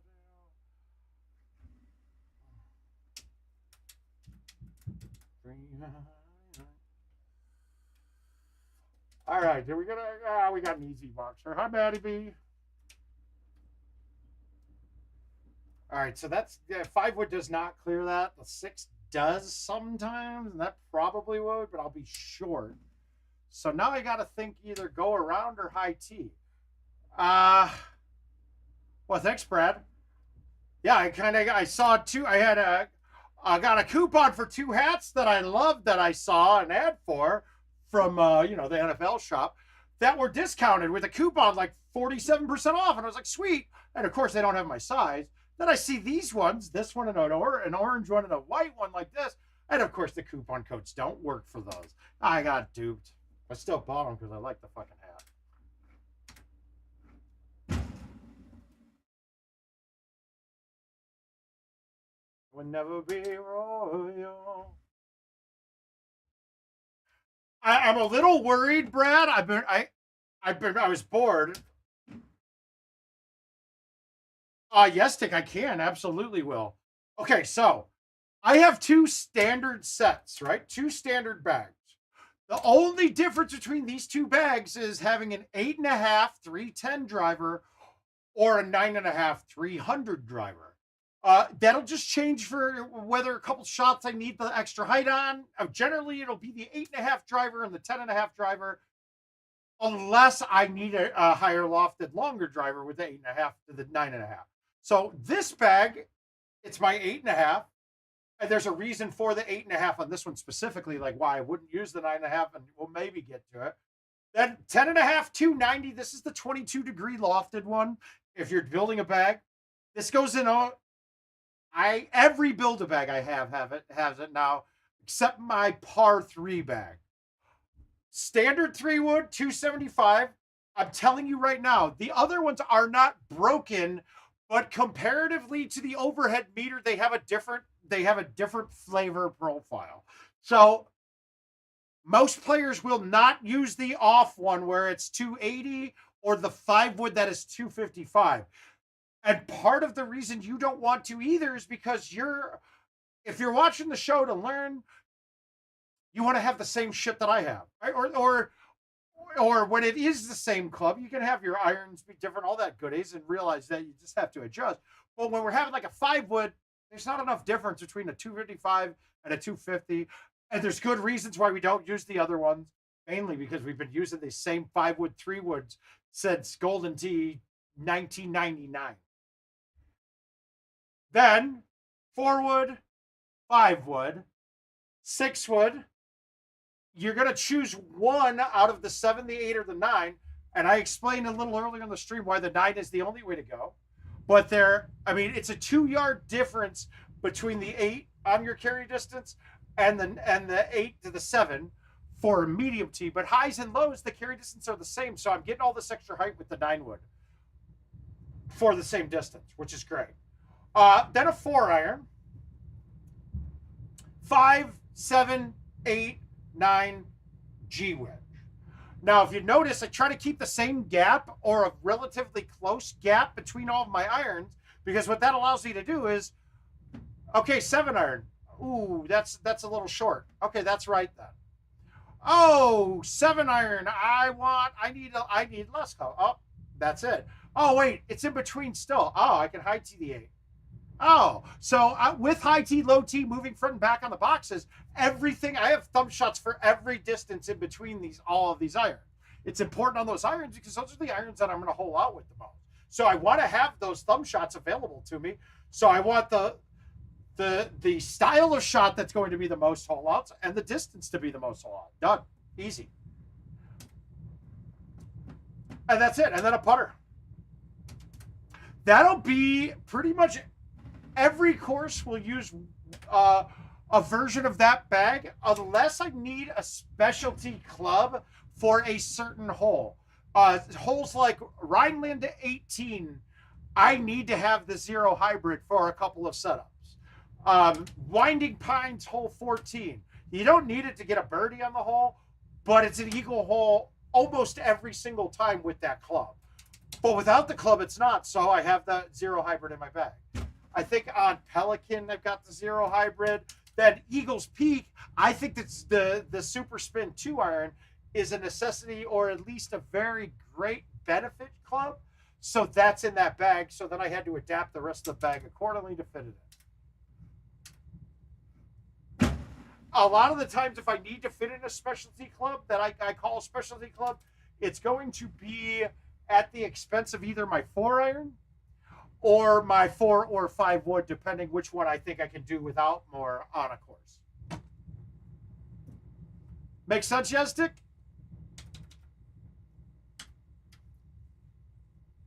Here's another reason why 9 wood's awesome. So now we get the height. I can cut this to kill the distance and not worry about the height. Oh my God, but I aimed that so far right. That was terrible. Whoopsie. Pretend that didn't happen because that was bad. I hit a really bad shot there. I want you. Well, I probably just lost this course now already against the group I'm playing with. I'm going to need at least 2 hole outs the rest of the way. All right, 10. We got a little wind. Boom, boom.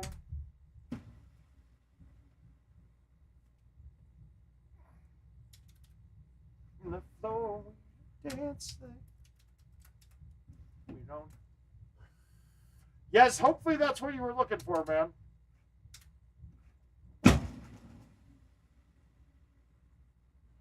Well, carry distance does not change at all. I don't think that I didn't have any setups that they were necessary for yet, but I only played it 2 cycles. I could see an advantage on 1 or 2 holes with the low lofted new driver. But to answer Nick's question, obviously the rollout distance will change, but the carry distance is identical.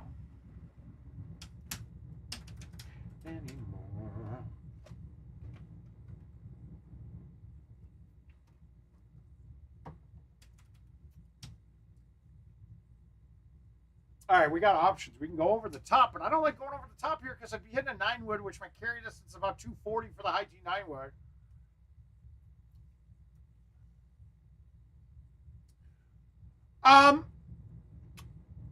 Well, yeah, absolutely. You in a lot of scenarios you have to, Darth.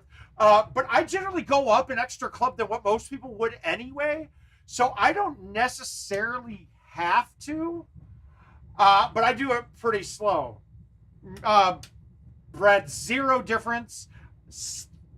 In between launch angles, hybrids have in between numbers. They're the same thing as irons, but in between. You're right, I do. And I missed 1 shot, but let's ace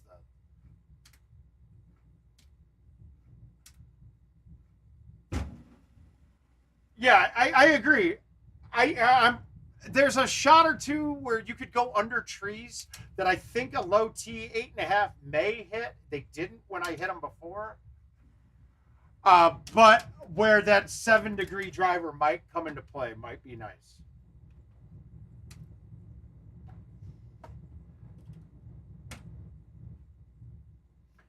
I don't know if you guys saw, but this Sunday is National Movie Day or Theater Day. My Marcus Cinemas, I got Oppenheimer tickets for Sunday for $4 a piece.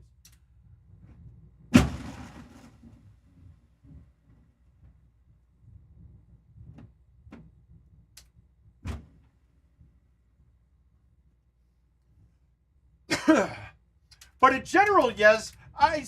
Okay. There's a theory in building a bag, right? So you got to start the bag with the clubs that you know you need in every bag. So for me, right? For me, I chip with my 5-iron. That club has to be in my bag. That's in there first. Then to me, the 9-wood is probably my next most important club. The 9-wood and the 10.5 22-degree driver. Those 3 clubs, my 3 starting points. I then base my irons off of that. So I've got a 5 at 160, 20 yards to 20 to 40 yards. You can kind of change it around with height and tees depending on the club with just thumb shot straight. So now I go up a 20 is great for the irons. So I've got a 7-iron.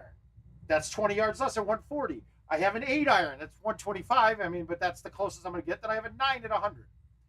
I then have one wedge because you really don't need a wedge most of the time, but the G wedge gives me the most flexibility through all different shots there. That's good. That's good. That's good. But so then, and then we go up the line the same way too, and go with your gaps. So my 4-iron, that's 20 yards more than my 5. 9-wood, it's its own special thing, but now we're into the high lofted club, so it's a different area. I want as many of those as possible because the game is designed right now to go over things. You want to play that. You're not going around, you're going over most things with a high tee. So we want those high lofted clubs. So more of the things that we want, less of the things that we don't. It's pretty simple. Oh, did it really? So the coming inside of it, and I kind of showed it too today. Inadvertently, what I realized, Ryan, is that my aim point is like the tip of the 1.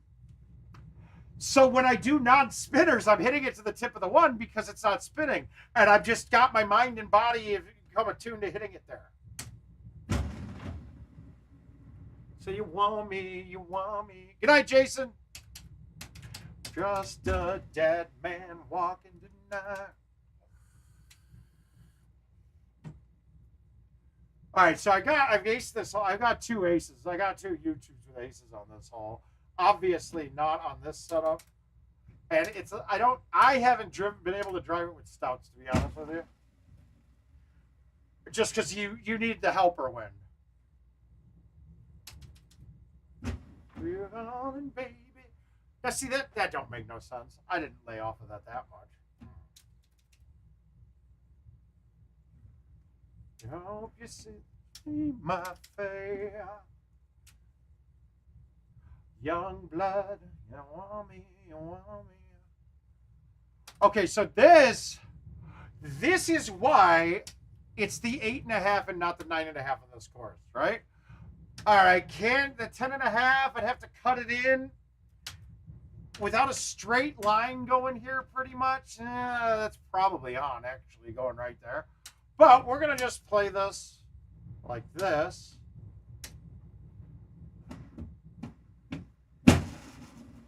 I hit the early one. Generally, you need to keep that with release or roll. And the medium tee, because it stays under a branch that I just hit. But honestly, with release or roll, I don't make the putt. So it really wouldn't have mattered anyway. And now we have a dead putt. Why do they allow me to hit a putter when it cannot get to the hole? That just doesn't make sense to me, that you can't humanly possibly hit it to the hole. Like, to no end, that is broken.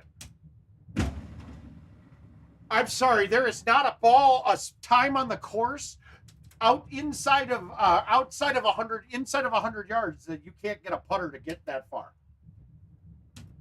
Maybe in a bunker or something like that, obviously, but that just doesn't work for me. That doesn't play well in my mind. Ooh, that's ugly. All right, so I don't do this God, I think that might work, though. Let's try it. I don't care. I've already lost this. Oh, no, you're good, man. It's not humoring you. That putt was just impossible, though. The putt that I just hit there, after I hit it, I realized I couldn't have put that. I should have chipped it. Even though I was 26, it just didn't go anywhere.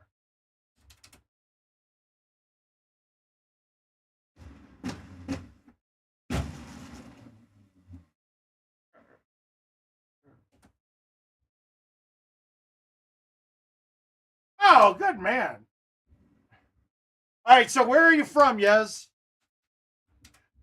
Because I mean, I know people everywhere that would love to, not take your money, but would love to play with you and teach you. If you're getting hooked on it, and you're watching streams already, you're our kind of people that need to fight. I need to lose. Okay, so we're gonna hit a little cutty here. No. Caddy coins, different than credit, different than cash. This one, I don't blame them for. Caddy coins can only be used in the caddy. That's it. Only be used on the app.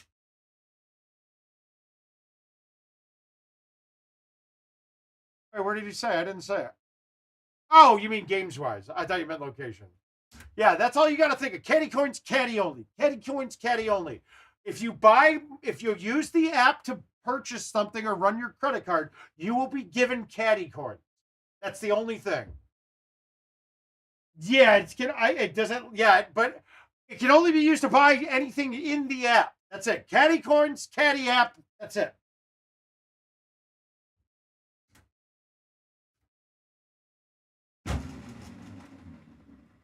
I'm trying to make this now because. Gotcha.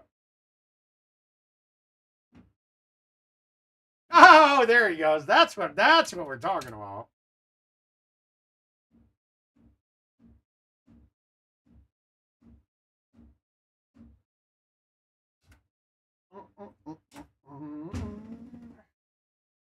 Ryan, I said I'd play Monty. I'm beat, dude. I got to be at class at 8 in the morning. And it's a law class, so I got to go read some too before I fall asleep. So I'm going to call this a night. Take a look back and go through some of the stuff that we talked about tonight with the cuts. I know it's not a lot. The understanding the game doesn't take a lot. Perfecting it, no one has. Haas is close. No, he ain't close. Still hasn't shot a 7 better yet.